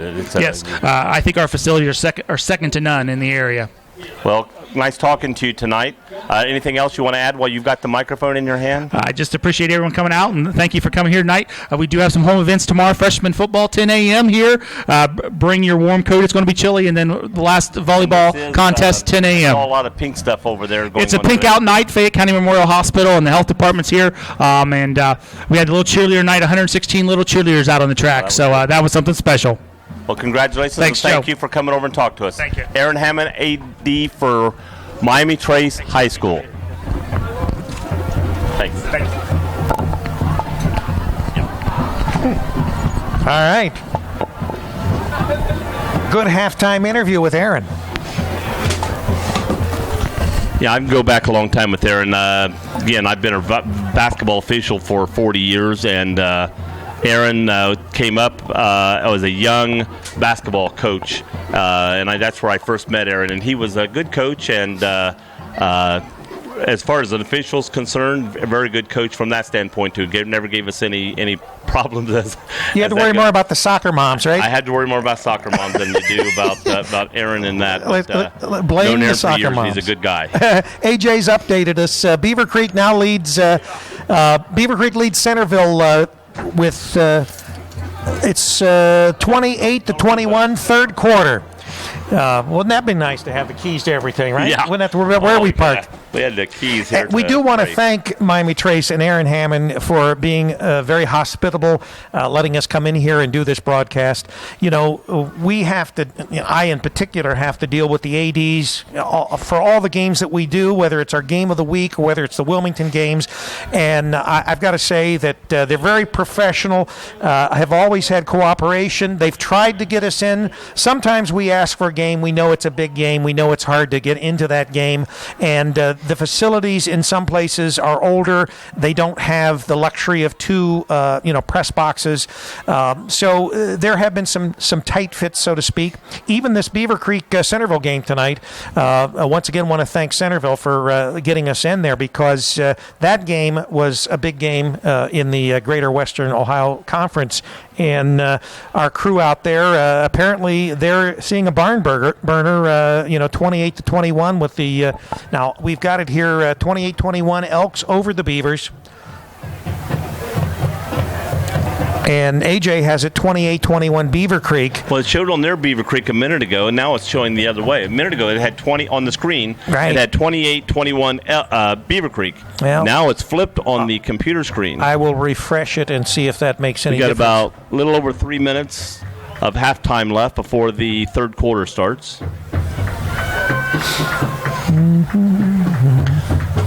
Could be with ScoreStream, the people that are usually keeping score are individuals, and this still shows 28-21 on the main score stream. But obviously AJ is there in person, so I'm going to believe AJ and say Beaver Creek is leading Centerville 28-21 so you in got the it all third. Fixed at halftime. All right. The Wilmington coaches going back up to their little spot, and there's got big smiles on their face. So hopefully that means they're happy that we're ahead 21-0. But I got a feeling the players got a little talking to at halftime. I think they were expecting a little more push on against this the Miami Trace team. I mean, Wilmington's undefeated and wanting to win the league, and I think they're wanting to come in and show who's boss. And they haven't really. If it wasn't for the turnovers, they're not really pushing Trace around. And I think, well, maybe from Wilmington's standpoint, we'll see a little different of that in the second half. They may come out trying to show who they are a little more. Yeah, well, there's no question that Wilmington, their defense strength has not been in the past couple games against the run. Right, and they're showing that tonight. Last week, the Blue Lions, they were running particularly up the center of the field and putting, some. Yeah, Wilmington really has not led a lot of yards. Early in the game, there was a few 5 or 6 yard runs up the middle, but most of the time, Trace has only gotten 2 to 3 yards or no gain at all when they go up the middle or off guard. But when they're going on those sweeps, Wilmington seems they can't get out. And number 3, which is Larry Jackson, he's 6'1", 180-pound running back, senior, and he seems that he can get a lot of yardage going around on the outside on those sweeps, and that's the part that's hurting Wilmington right now. And as you said, he's tall, he's lanky, he looks like he's got some speed. Yeah, and hard to bring down. Right. Remember the run over here where he ran and then cut it back real quick, and then was grabbed and then did a spin move and broke that tackle and got another 5 or 6 yards. So he's just hard to bring down. 2:49 left in the third. AJ says that it's tied up 28-28. That is a barn burner going on there in Centerville. And it looks like the Clinton Massey Falcons are leading 28-14 over the Chillicothe Cavaliers. At halftime. This is at half, supposedly. Once again, we get our scores from individuals that are out at the games typically, and these could be school kids, these could be adults, people that are in the stands that are typically at the game. We score our own Wilmington Miami Trace game on ScoreStream, so it's as accurate as it can be because we are here and we're not. Well, I know just before halftime, just as our team broke half, I asked one of the parents down in front of us, the Wilmington parents, if they knew somebody from Massey. One guy was actually on the phone talking to someone, said yes, it's 21-14 Massey. Well, since we've talked, now Massey has scored again, assuming that was before half, and now it's halftime.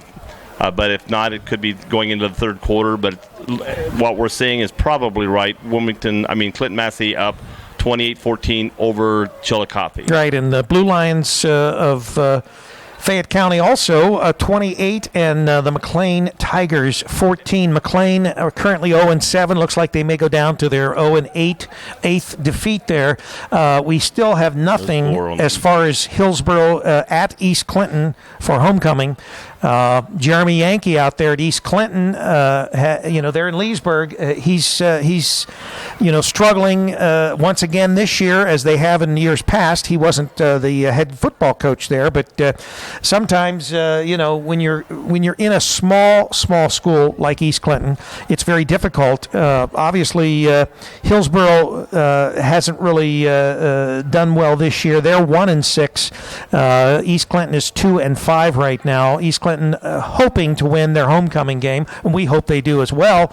All the county schools, we always like to see them do well. It just looks good for. The thing that hurts a school like East Clinton, being small, is their location. They're out in the middle of the country. They have no major town. I mean, they have Sabina, New Vienna, and then Lease Creek as their towns. And Sabina being the largest town, where Wilmington has a larger town. Clinton Massey has the road going off the interstate from Wilmington, from Cincinnati off 71, and so they're building a lot of subdivisions out in their school. They've got a lot of people coming in that live in Cincinnati or go down that way to work, but they want to come out in the country. So Massey has built up in population.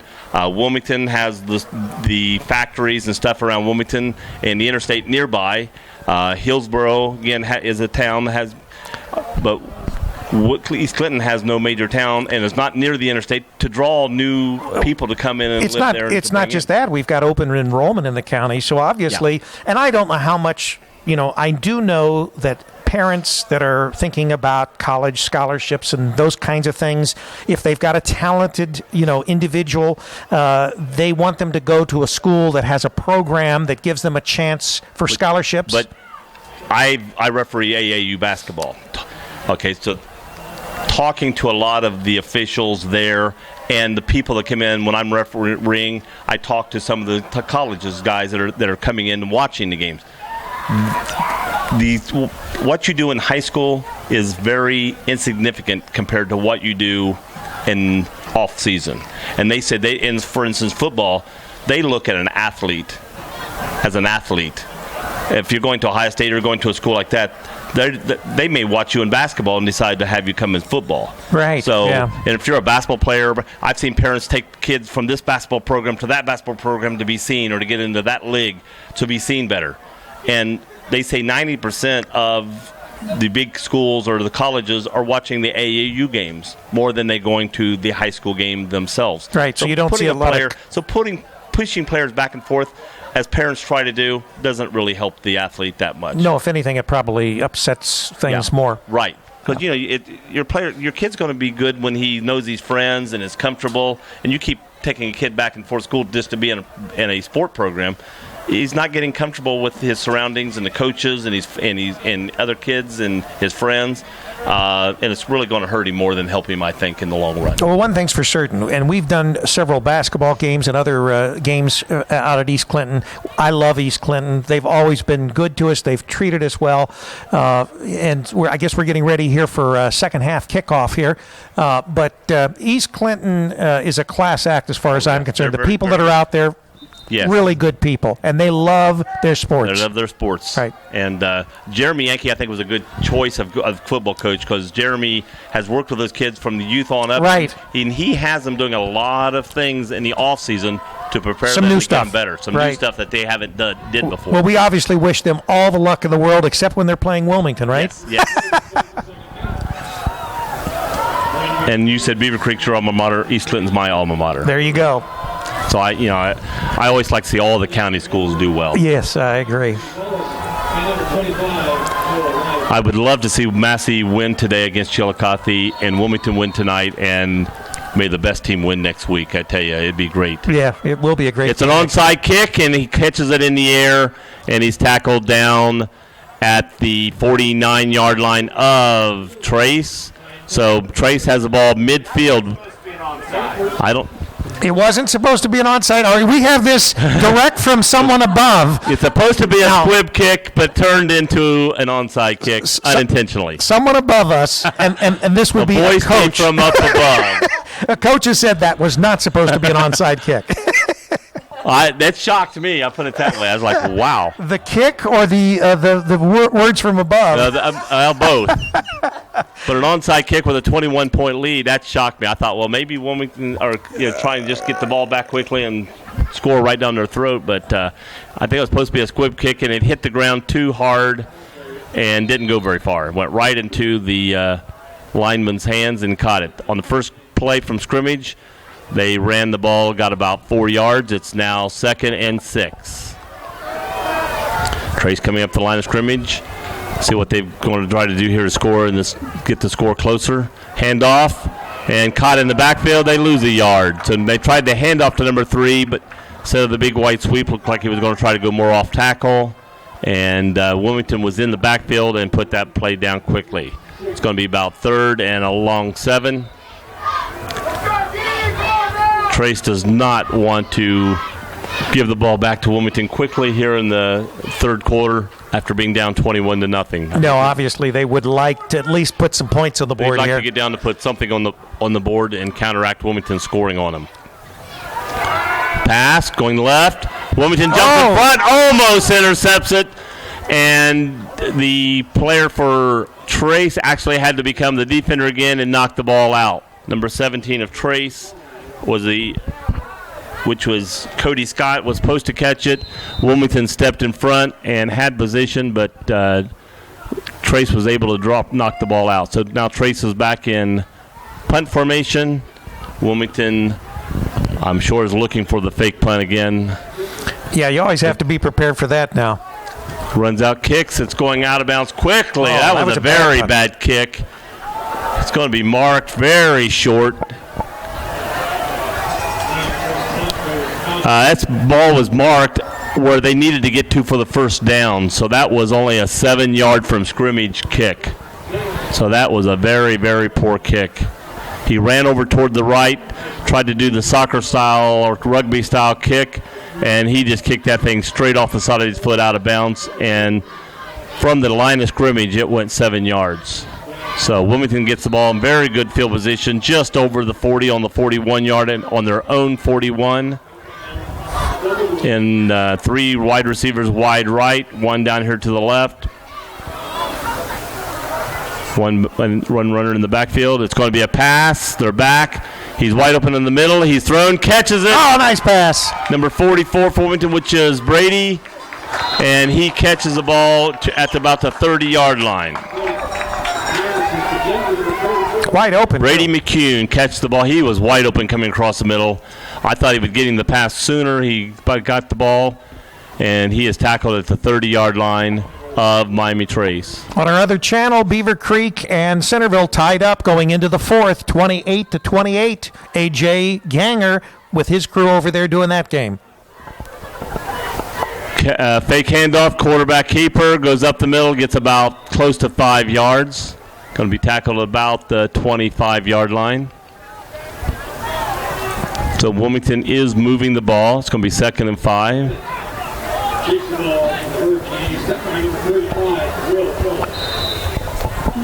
One thing about Wilmington, they seem to be scoring so quickly, but at the same time, they want to start taking some time off this clock. So exactly. Yeah, and I think that you'll probably see. I don't know that there's with this kind of lead whether there's any point in piling up the score. The main thing is, like you say, taking the time off the clock.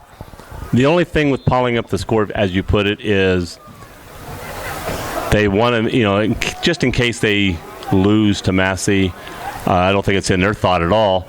But, if they become 7th or 8th team possibly getting into the playoffs, they want to show that they, the teams they're supposed to beat, they beat handily. Yeah, but now the score supposedly doesn't matter. Supposedly. Right. Yes.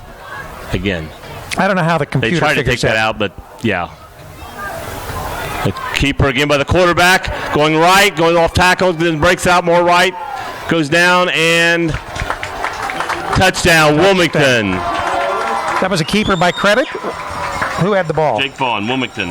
Or right. Credit, excuse me, Matt Credit. Right. Matt Credit for Wilmington, kept the ball, faked the handoff, kept the ball, looks like it was off tackle, but he broke it out more wide, took it around the outside, and scored with 9:07 left in the third quarter, Wilmington takes a 27-0 lead, and again,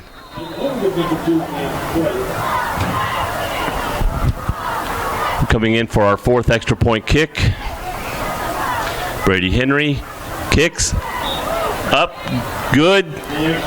Wilmington's ahead 28-0, 4-touchdown lead with 9:07 left in the third quarter. So Wilmington did what they planned to do, probably coming out of the locker room, was get the ball as quickly as possible, take it down the field and score immediately, and take a little more air out of Miami Trace football. And I don't mean that as like in the NFL deflate game.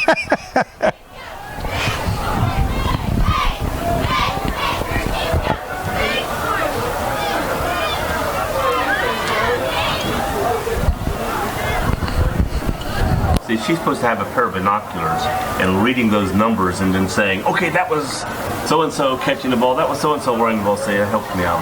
Where's your binoculars? Oh, I know you need them because their numbers are like blurred. Oh, yeah.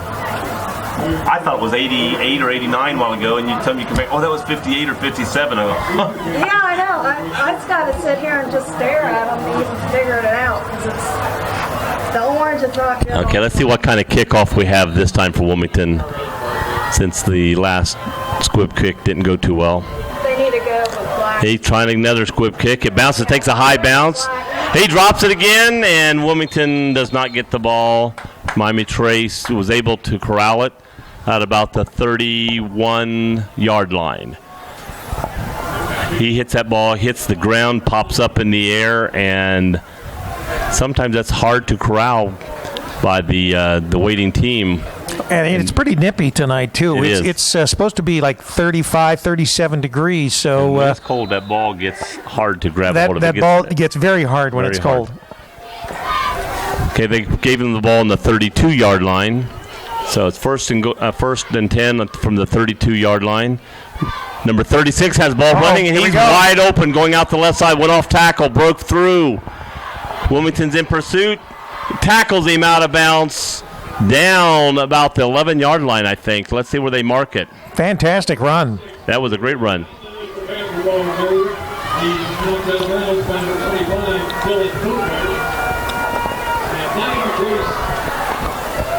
and goal at the 10-yard line. 36 shows to be Bailey Allen, a senior running back. It's the first time I think he's carried the ball today. Yeah, and I don't even know if that is correct, but it woke up the Trace crowd. There is a Trace crowd over there still. Yeah, I was going to say, it looks like a lot of people decided. Wilmington has the ball. Let's see what the referees say. The ball was on the ground. Wilmington had the ball. This would be devastating. I don't think the referees saw the ball come out. Yeah, this would be devastating if Wilmington ended up with the ball. They give the ball to Wilmington. Oh. I mean, Wilmington did have the ball. The ball was knocked out. Wilmington got the ball. I think he even got it in the air, fell forward, and then after he hit the ground, jumped up, started running, but he's down by contact. Yeah, the referees, I don't think, saw it come out. They huddled. They talked it over and gave the ball to Wilmington. So Trace's fourth turnover results in Wilmington taking the ball in deep in Wilmington territory. They were first and goal to score. Every time Trace has a great play, they shoot themselves in the foot. Right, yeah. Or maybe it's just Wilmington's great defense taking it away, right? Yes. Stiffening. We'll give Wilmington credit on having a great defense there. That's right, yeah, right. Or else we might get something poured down from above. That's right. We don't want anything more from the above. Wilmington has the ball on the 9-yard line. Yeah, maybe if it was warm. Okay. Hot chocolate. Yeah. Handoff, grabbed, pulls forward, gets a few yards. He was grabbed in the backfield. I didn't see a flag. I heard a whistle. I saw a flag come in, but maybe not.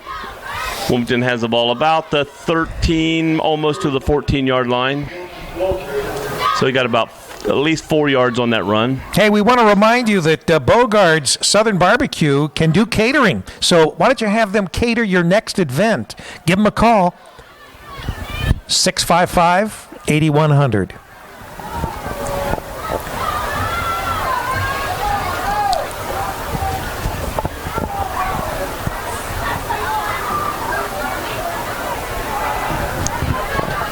Snap back to the quarterback who ran himself, gets over the 15 to about the 17-yard line.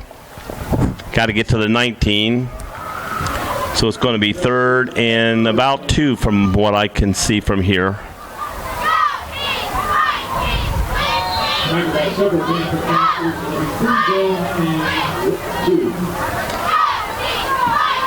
So 3rd and looks like a short 2.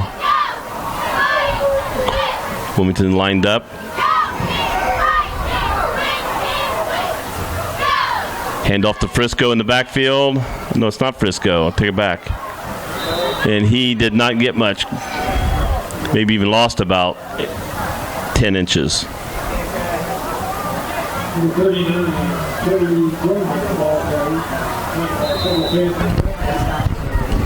you say was a ball carrier?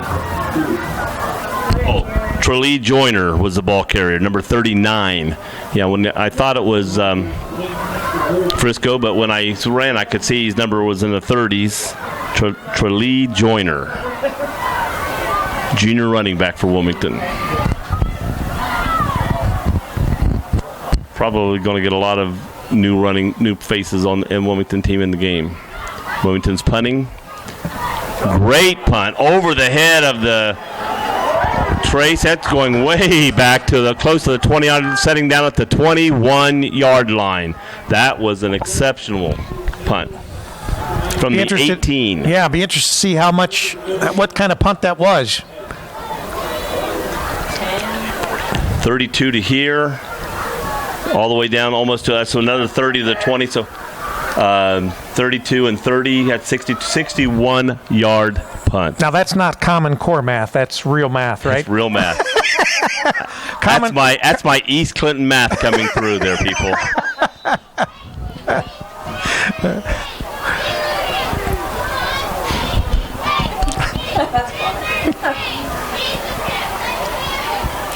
And that was a break run. Looks like it was coming, but he up to the left, or to our left, to his right.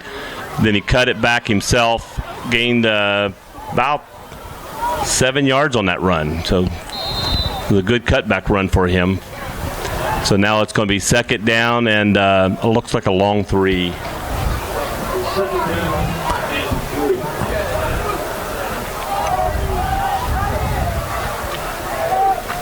Handoff, going to be a sweep to the left.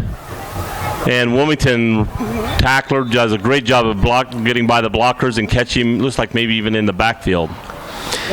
Yeah, that's Trace's popular side to sweep on. They run most of their plays when they sweep like that to the left. That was Devin Boehner for Miami Trace, and he got caught for a big loss. It's now going to be 3rd and 6.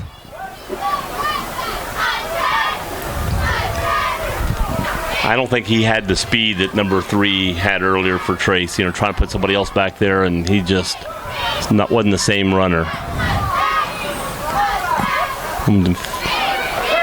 Wilmington again caught him in the backfield. Looks like maybe he got up to the line of scrimmage. I'm going to say a no gain maybe. Let's see where they mark it.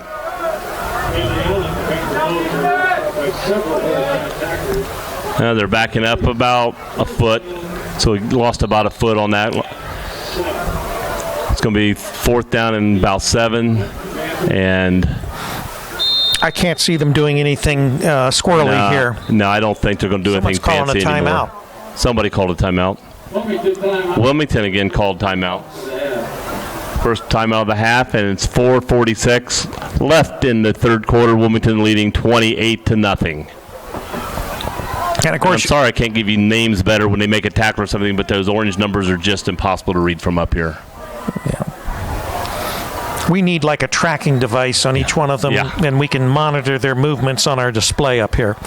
Maybe voices from above could shout down who made the play,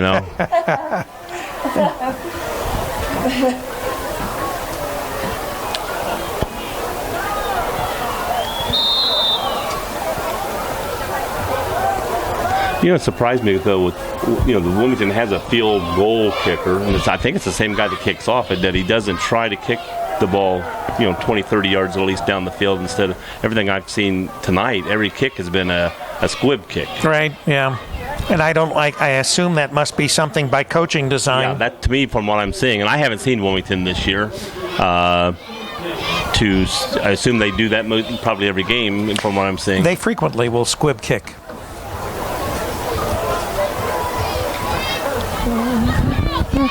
And it looks like all the Wilmington faithful are hanging in with the frigid temperatures. I see no icicles hanging off of any of them, but they are bundled and no steam coming off any bald heads or anything like that yet.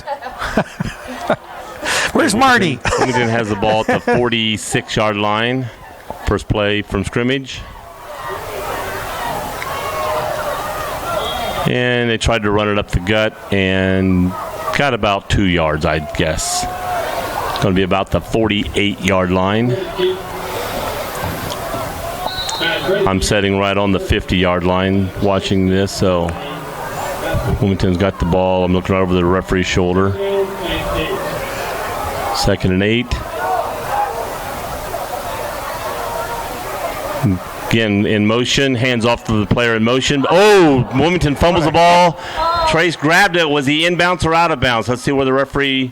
Nope, he marked it 3rd down. The Trace player grabbed it, but the ball and the player was already out of bounds by the time. It's going to be 3rd down for Wilmington and 10. So that was good for Wilmington. They dodged a bullet. Dodged the ball. I won't say good for Wilmington, but good that it wasn't a turnover. The ball. Yes.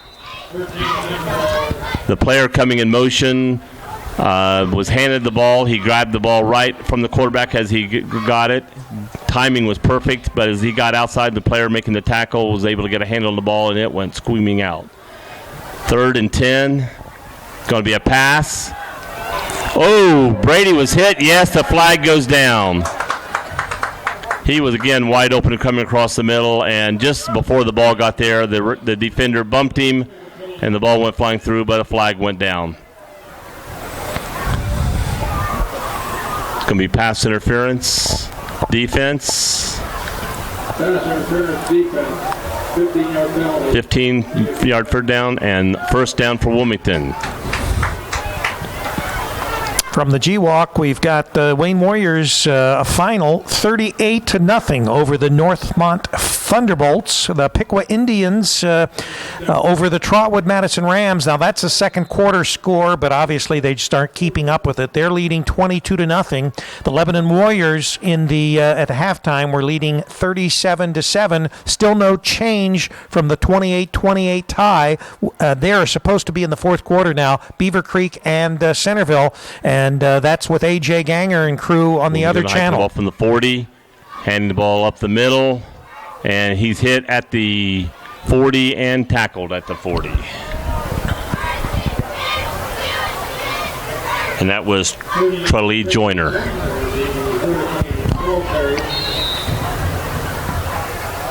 And the Butler Aviators have gone ahead of the Green Wave of Greenville, 27-20. That's good for Wilmington. Go Aviators. We want to see those Aviators win tonight. And Delia Butler.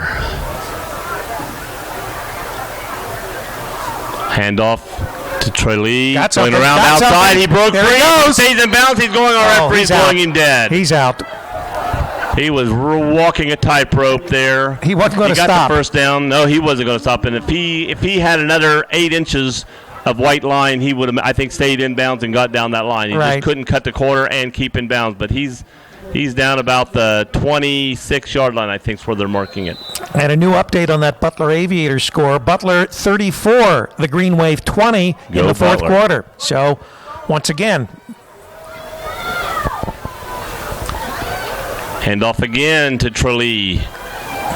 And he gets about 2 to 3 yards, and then a host of Miami Trace Panthers bring him back. Looks like Wilmington is content to try to keep this ball on the ground and grind up some time off the clock. Yeah, I think there looks like what I'm seeing, they're going to try to run it as much as they can. They'll pass when needed. When they have to, right? And he's been open every time that he has, and so was Dylan when he went down the sideline a while ago. So a pass a over, pass. going toward the end zone. He's open. Oh, and the defender made a great play at the end to put a hand up. He was wide open, and he had beat the defender, but the defender was able to turn around, and just as the ball was going to go into the receiver, he put a hand up and knocked it away at the last second. I thought that was touchdown. I really did. Right. I watched it come out, and that was going to be touchdown. It looks like that was, Chad Davis? Chad Davis on the other side, number 4. Chad's got some speed to him, too. So. He does. That's one number I could see a single digit, and I was able to see. Okay, back again. He's opening the end zone on this side. Is it going to be off his fingertips. He was there again. Good pass. I think the pass was there. I don't know if that was Trellee coming out of the backfield. Trying to see, can you see the number of who that was running back here? 44. No, that was Brady. Centerville's taking a 35-28 lead with 3 minutes and 54 seconds left in that game. There at Centerville, the Elks up on the Beavers by a touchdown. Wilmington going to try a field goal. I thought they might. The ball's being placed on the 30-yard line. It's going to be a 40-yard first attempt of the year for a field goal. It's up. It looks long enough, and it's good.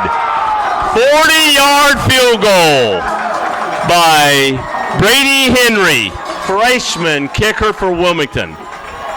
Well, that's what I'm saying. If he can kick 40 yards from there, unless you're afraid of a run back, why don't they kick him 40 yards down the field?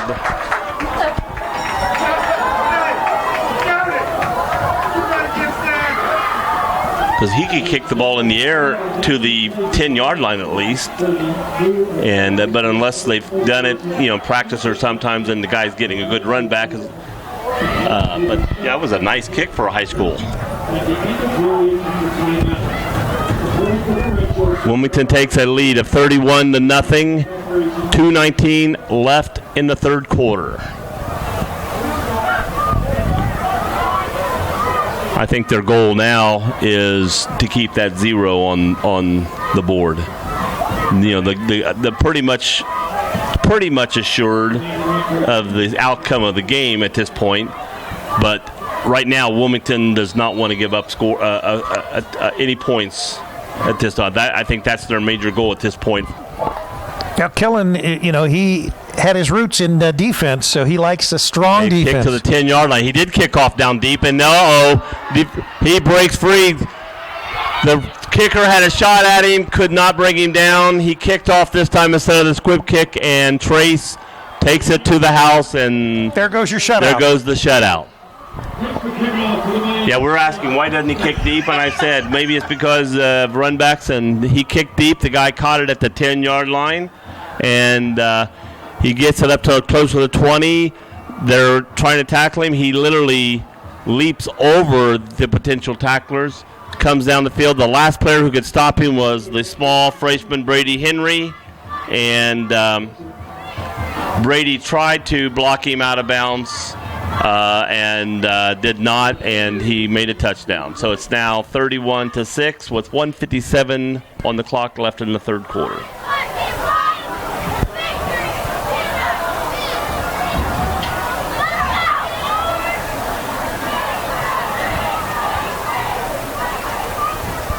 And they kicked the extra point. It's up. It's good. And it's now 31-7 with 1:57 left in the third quarter. Wilmington is ahead of Miami Trace, but the shutout is gone.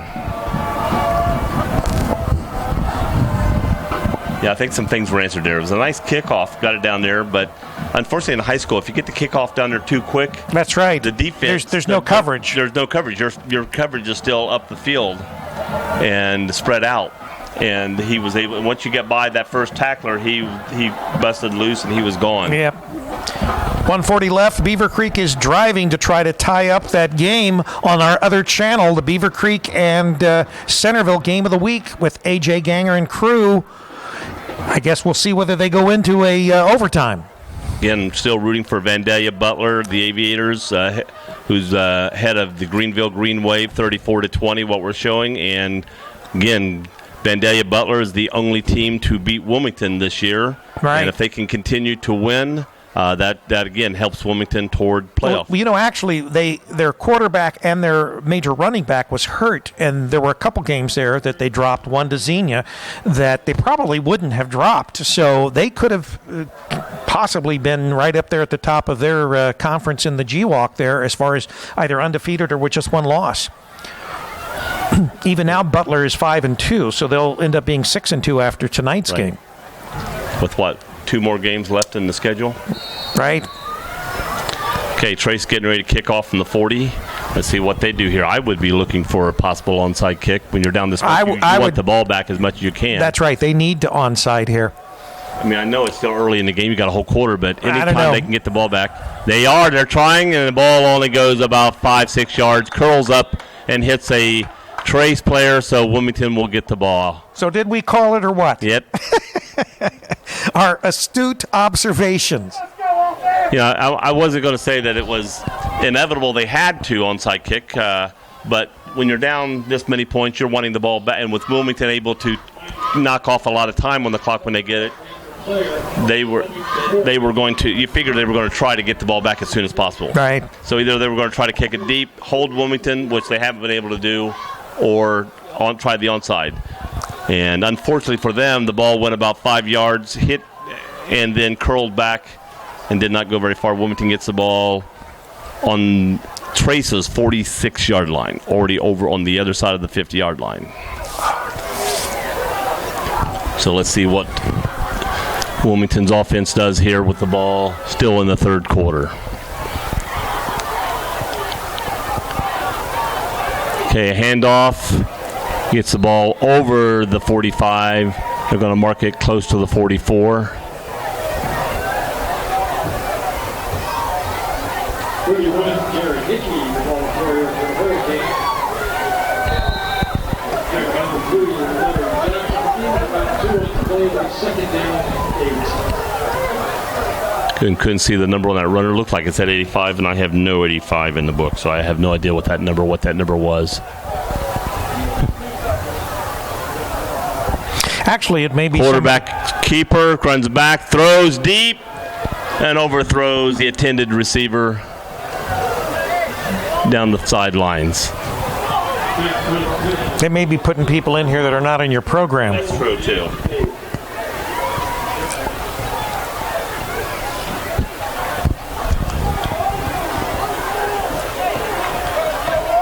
Number 27 was the intended receiver, and that would have been Matt Smith. Matt Smith was on my track team, tall, lanky boy.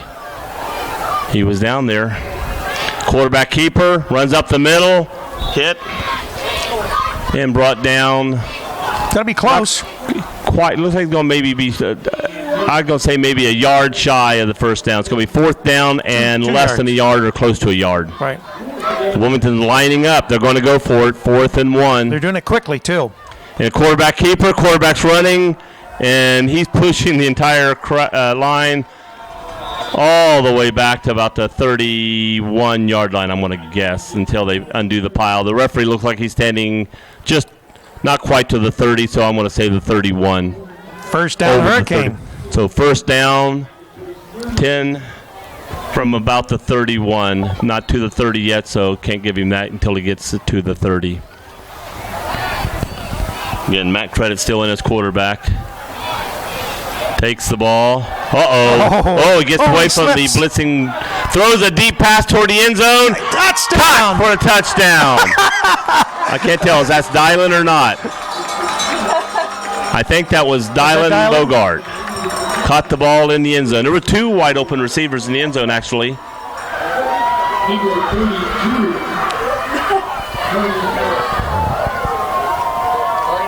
Did he say 22? 32. 32. Tony Merritt.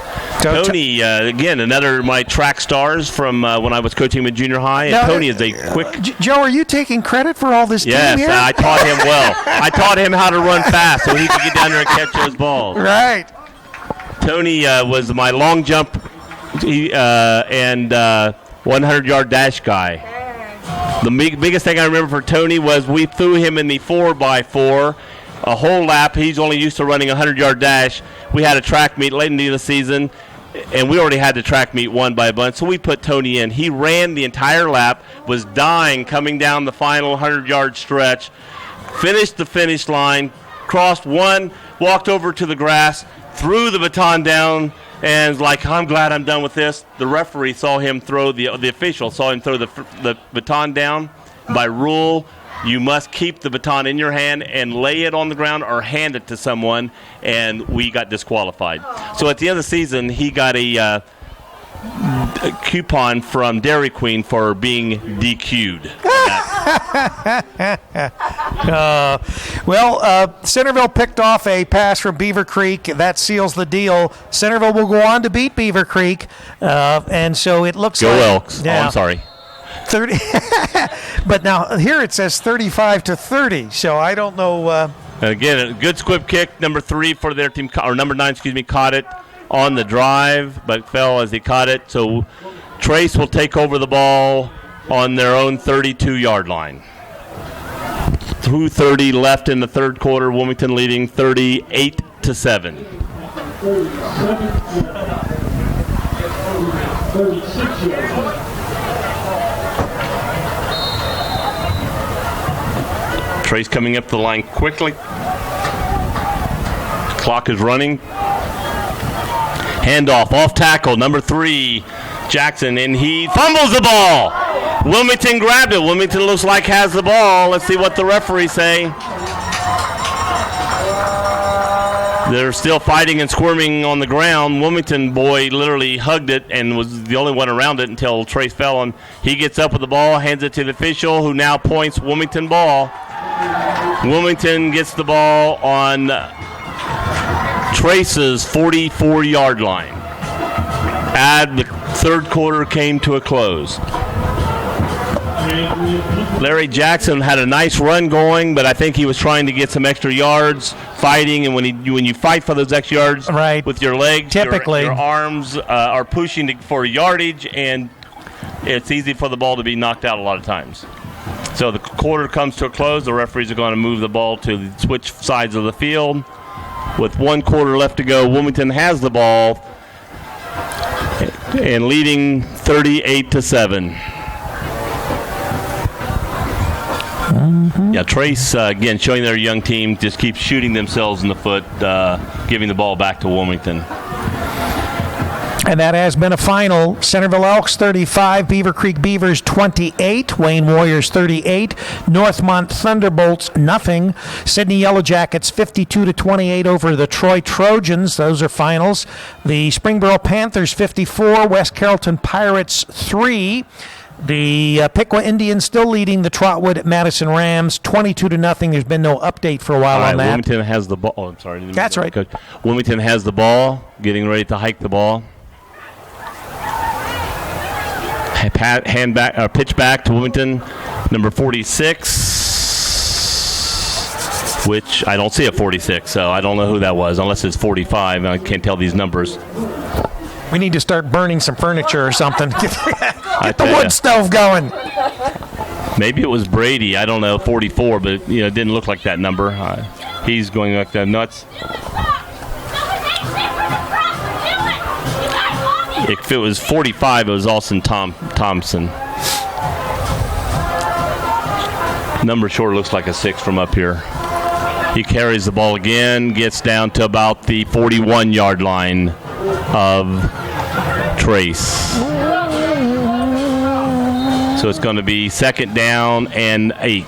Don't forget Bogart's Southern Barbecue. Hours of operation Monday, Tuesday, 11 a.m. to 2 p.m. Wednesday and Friday, 11 a.m. to 8 p.m. Saturday, 11:30 to 8 p.m. And always closed on Sunday. See, that is an 85 right there. It's staying right in front of me. It's 85. There's no 85 in this scorebook. No, I think they're sneaking some sneaky people in here just to confuse us. Yeah. This is a test. That's a test. And Wilmington calls timeout again with 10:15 on the clock. They didn't stop the clock. Clock's still running, even though Wilmington called timeout.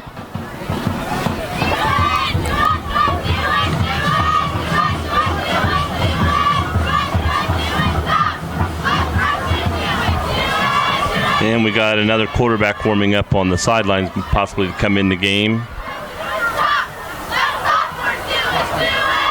Looks like number 12, which is Jake Vaughn. Jake Vaughn, a freshman, warming up on the sideline.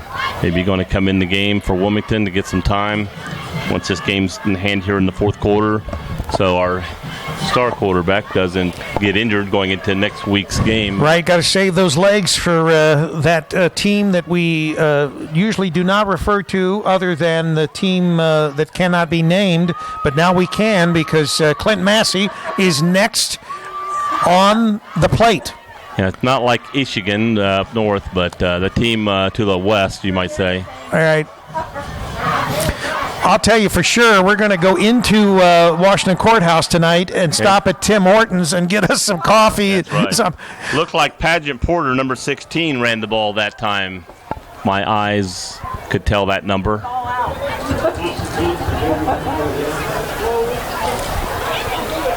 You want that clock? I mean, the lights back off? Doesn't matter to me.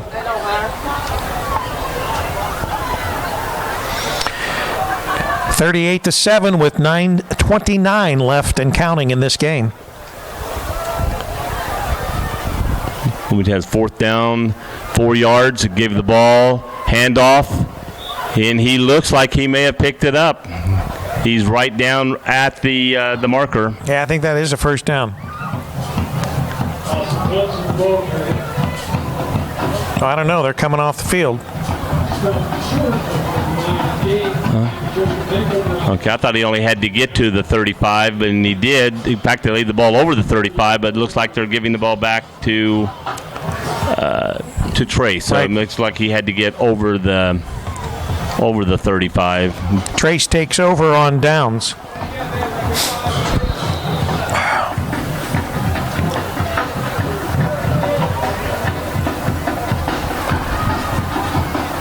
Okay, handoff up the middle for Trace. A lot of pushing, push back. Let's see his forward motion. They're going to mark him about the 37-yard line.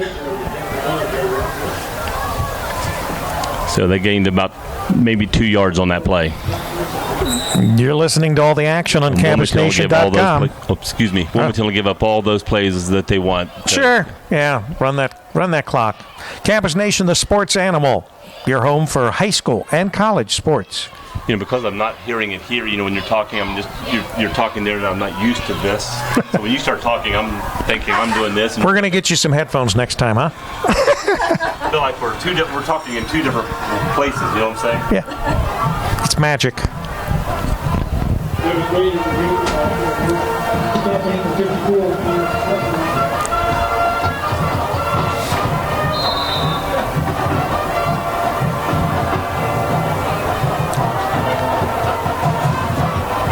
While I'm on here, I'm going to do a little plug-in. If you're calling into the oldie stations, ask for Rick Nelson's songs.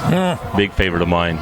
Rick Nelson. Well, my grandfather was a Richard, but my mother said that she named me after Ricky Nelson. Oh, see? I saw a lot of movement on that line when that ball was being snapped, and finally a flag comes in.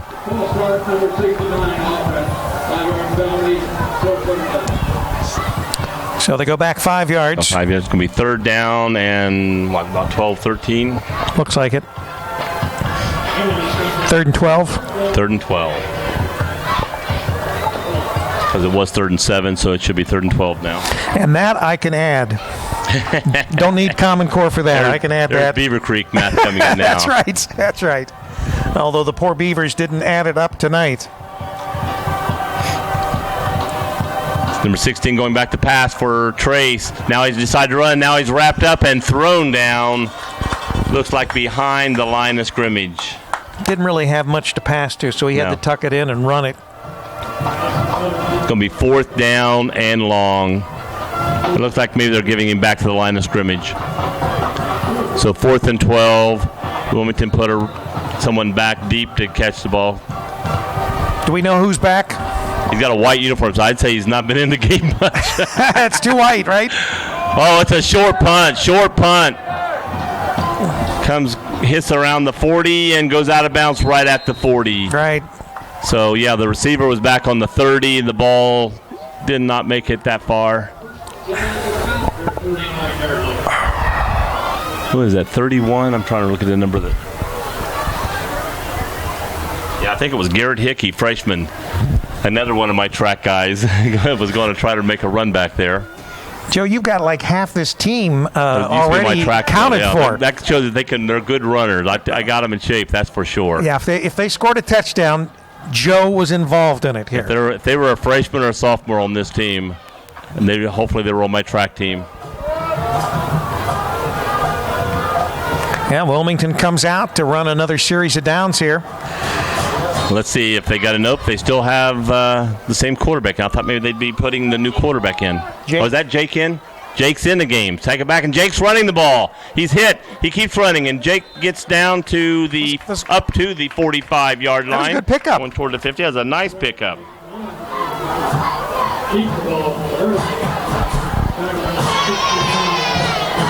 And then that's a 12, but it looks like an 8 to me. And that's what. And I brought you in to do play-by-play because I can't see. You got to get younger eyes to see those numbers, I tell you. Another pass back to Jake. He runs it, and first he down. Fell over the 50-yard line for a first down for Wilmington. So 2 runs for Jake, 2 5-yard runs.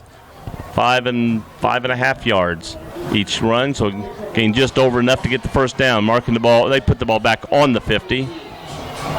We could use some sports binoculars, though. Yeah, we do. We need sports binoculars. I think we'll get a pair or two. I like to complain to Wilmington about those numbers. I can't read them. Handoff this time. Looks like, I think that was Trulli. Back to the line of scrimmage, it looks like, at the 50. Yeah, get back to the 50, and I'm pretty sure that was Trulli Joyner. Looks like number 39 on that run. Yeah. Yep. At least I can, if I don't know what the number is, it looks like the same number I saw him running with last time. You mean he's not switched jerseys? Yeah, I don't think he switched jerseys. Yeah. And back to Jake. He runs. He's free. He's going around the right side. He's going down to the 20. They're breaking him out. He goes out about the 18-yard line. Nice run. Great pickup by freshman Jake Vaughn. Nice run. Nice run. Unfortunately, he wasn't on my track team. He was on my track team. Now, I actually ran track, but in those days, it was the 2 mile. Oh. There was no meters. Yeah, that's what we ran. We ran miles, not meters. That's right, yeah. And I ran a lot more than 2 miles. I ran 440 yards, not 400 meters. All right.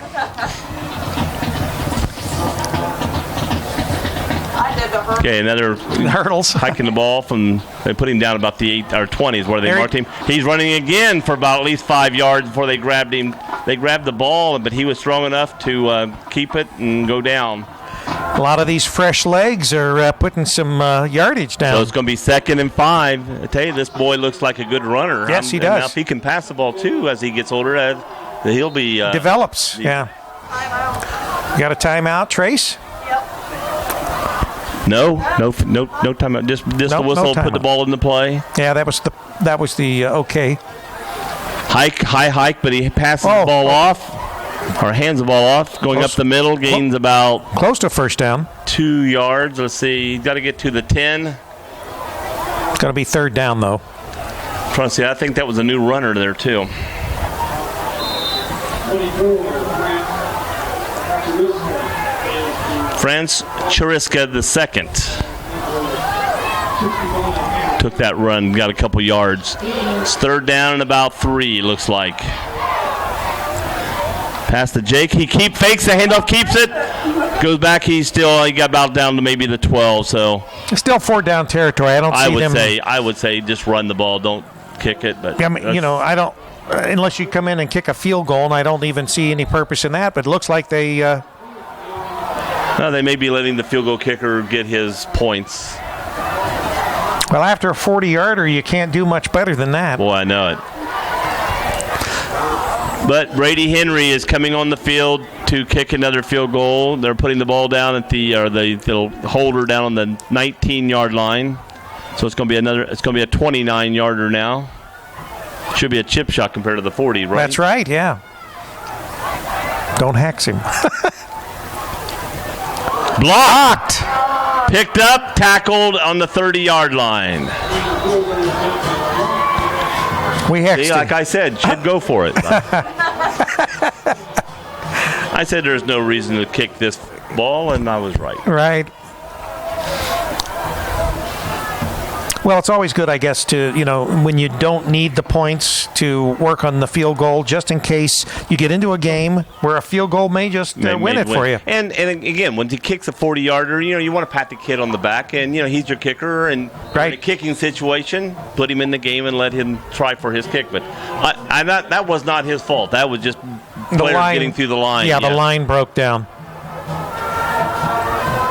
That ball was only like a foot off his foot when that ball was blocked. Right. Yeah, Trace did get good Trace has penetration. the ball at the 28, almost 29-yard line. They marked it on the 28 on the scoreboard. Pass, wobbly, going down the field, and he catches the ball. Wilmington's on his heels, does not catch up when that's a touchdown pass. Got behind the defense there, got the pass. Is that number 21, Brady Wallace, for Trace? That looked like, I think, caught that pass. He was about a yard past the defender, and the defender jumped for the ball when it got there, missed it, and the player was able to catch it and go on, and then keep on going down for a touchdown. How many yard pass was that? I don't remember where the ball was on the before. I look on the scoreboard; it's already gone.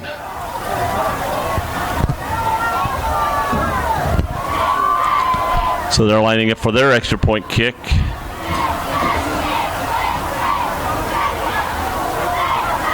Oh, that was almost blocked. That was a great try coming in from the right, but he kicks it through for an extra point.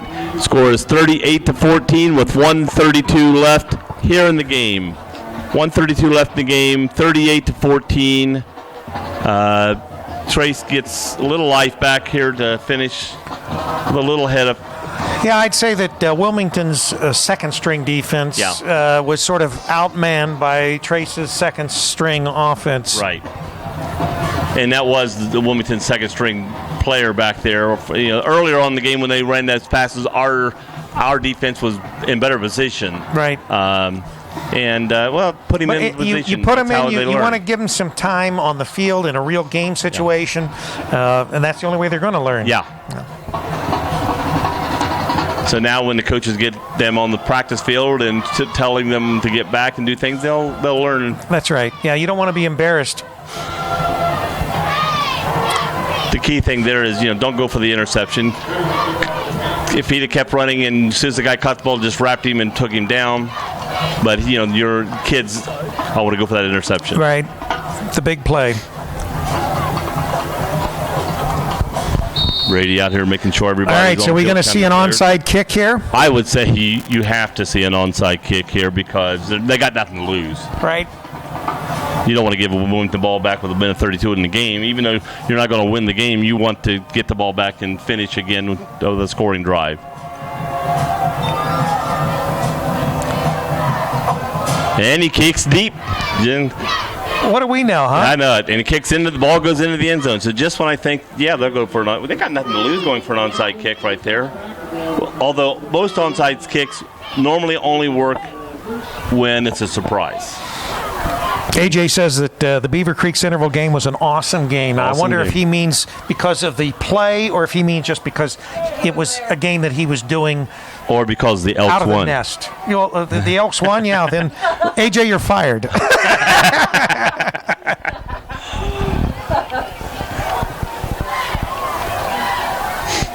I think I'll cut his salary in half. Well, Wilmington fans are standing, smiling.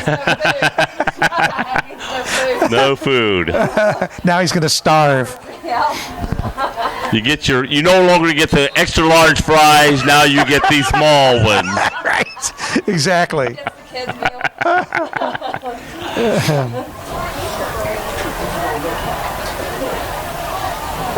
Wilmington takes a knee, and the clock is starting. So it's 1:27-26 and ticking down. Wilmington 38-14. I can't see Trace stopping the clock. I don't even know. I don't know how many timeouts they called to stop it with.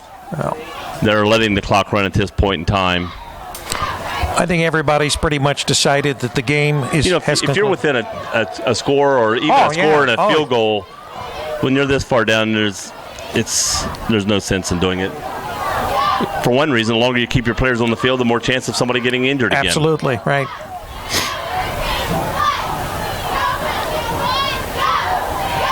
Wilmington waiting until they have to hike the ball. They take a knee. It's down to 47, 46, 45. Going to third down. The fans are finally heading for the exits. There's about, 45 people left on the other side. And there's probably 145 people or more on this side. That's still right. Here. Well, it's always a lot warmer when you're on the winning side, right? Yeah.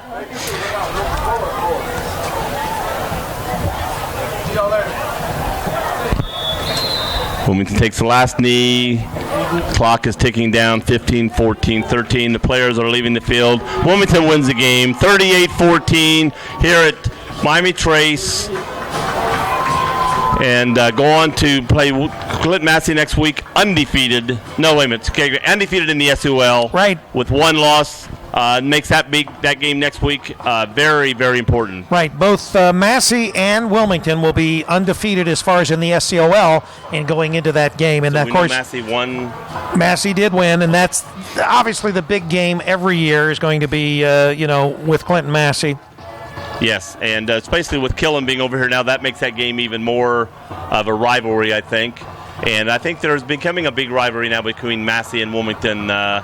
Both teams are doing well in the last couple of years. Both teams have playoff chances riding on this game. So now it looks like I would say Massey's got a good chance of going either way. Wilmington may have to win a game to make the playoffs, although they could lose and still make it. But the next couple of games for Wilmington are absolutely crucial. Very big. Yeah. If not Massey, obviously Chillicothe's got a decent team, and Wilmington. Massey did. I don't know if you guys heard Massey did. Yeah, I heard it on 38-14 last week. Yeah. All right. Well, good game tonight, and. We're going to wrap it up, and we're going to go get us some coffee or hot chocolate or whatever. So anyway, hot sounds good. Yeah, for Joe Davis and also for Rachel Hargrave, this is Rick Phillips for CampusNation.com, the sports animal, thanking Marty Bogart and Bogart's Southern Barbecue for bringing you Hurricane football here from Miami Trace. Once again, the Hurricane defeat the Miami Trace Panthers. Go Cane, and we will see you next game.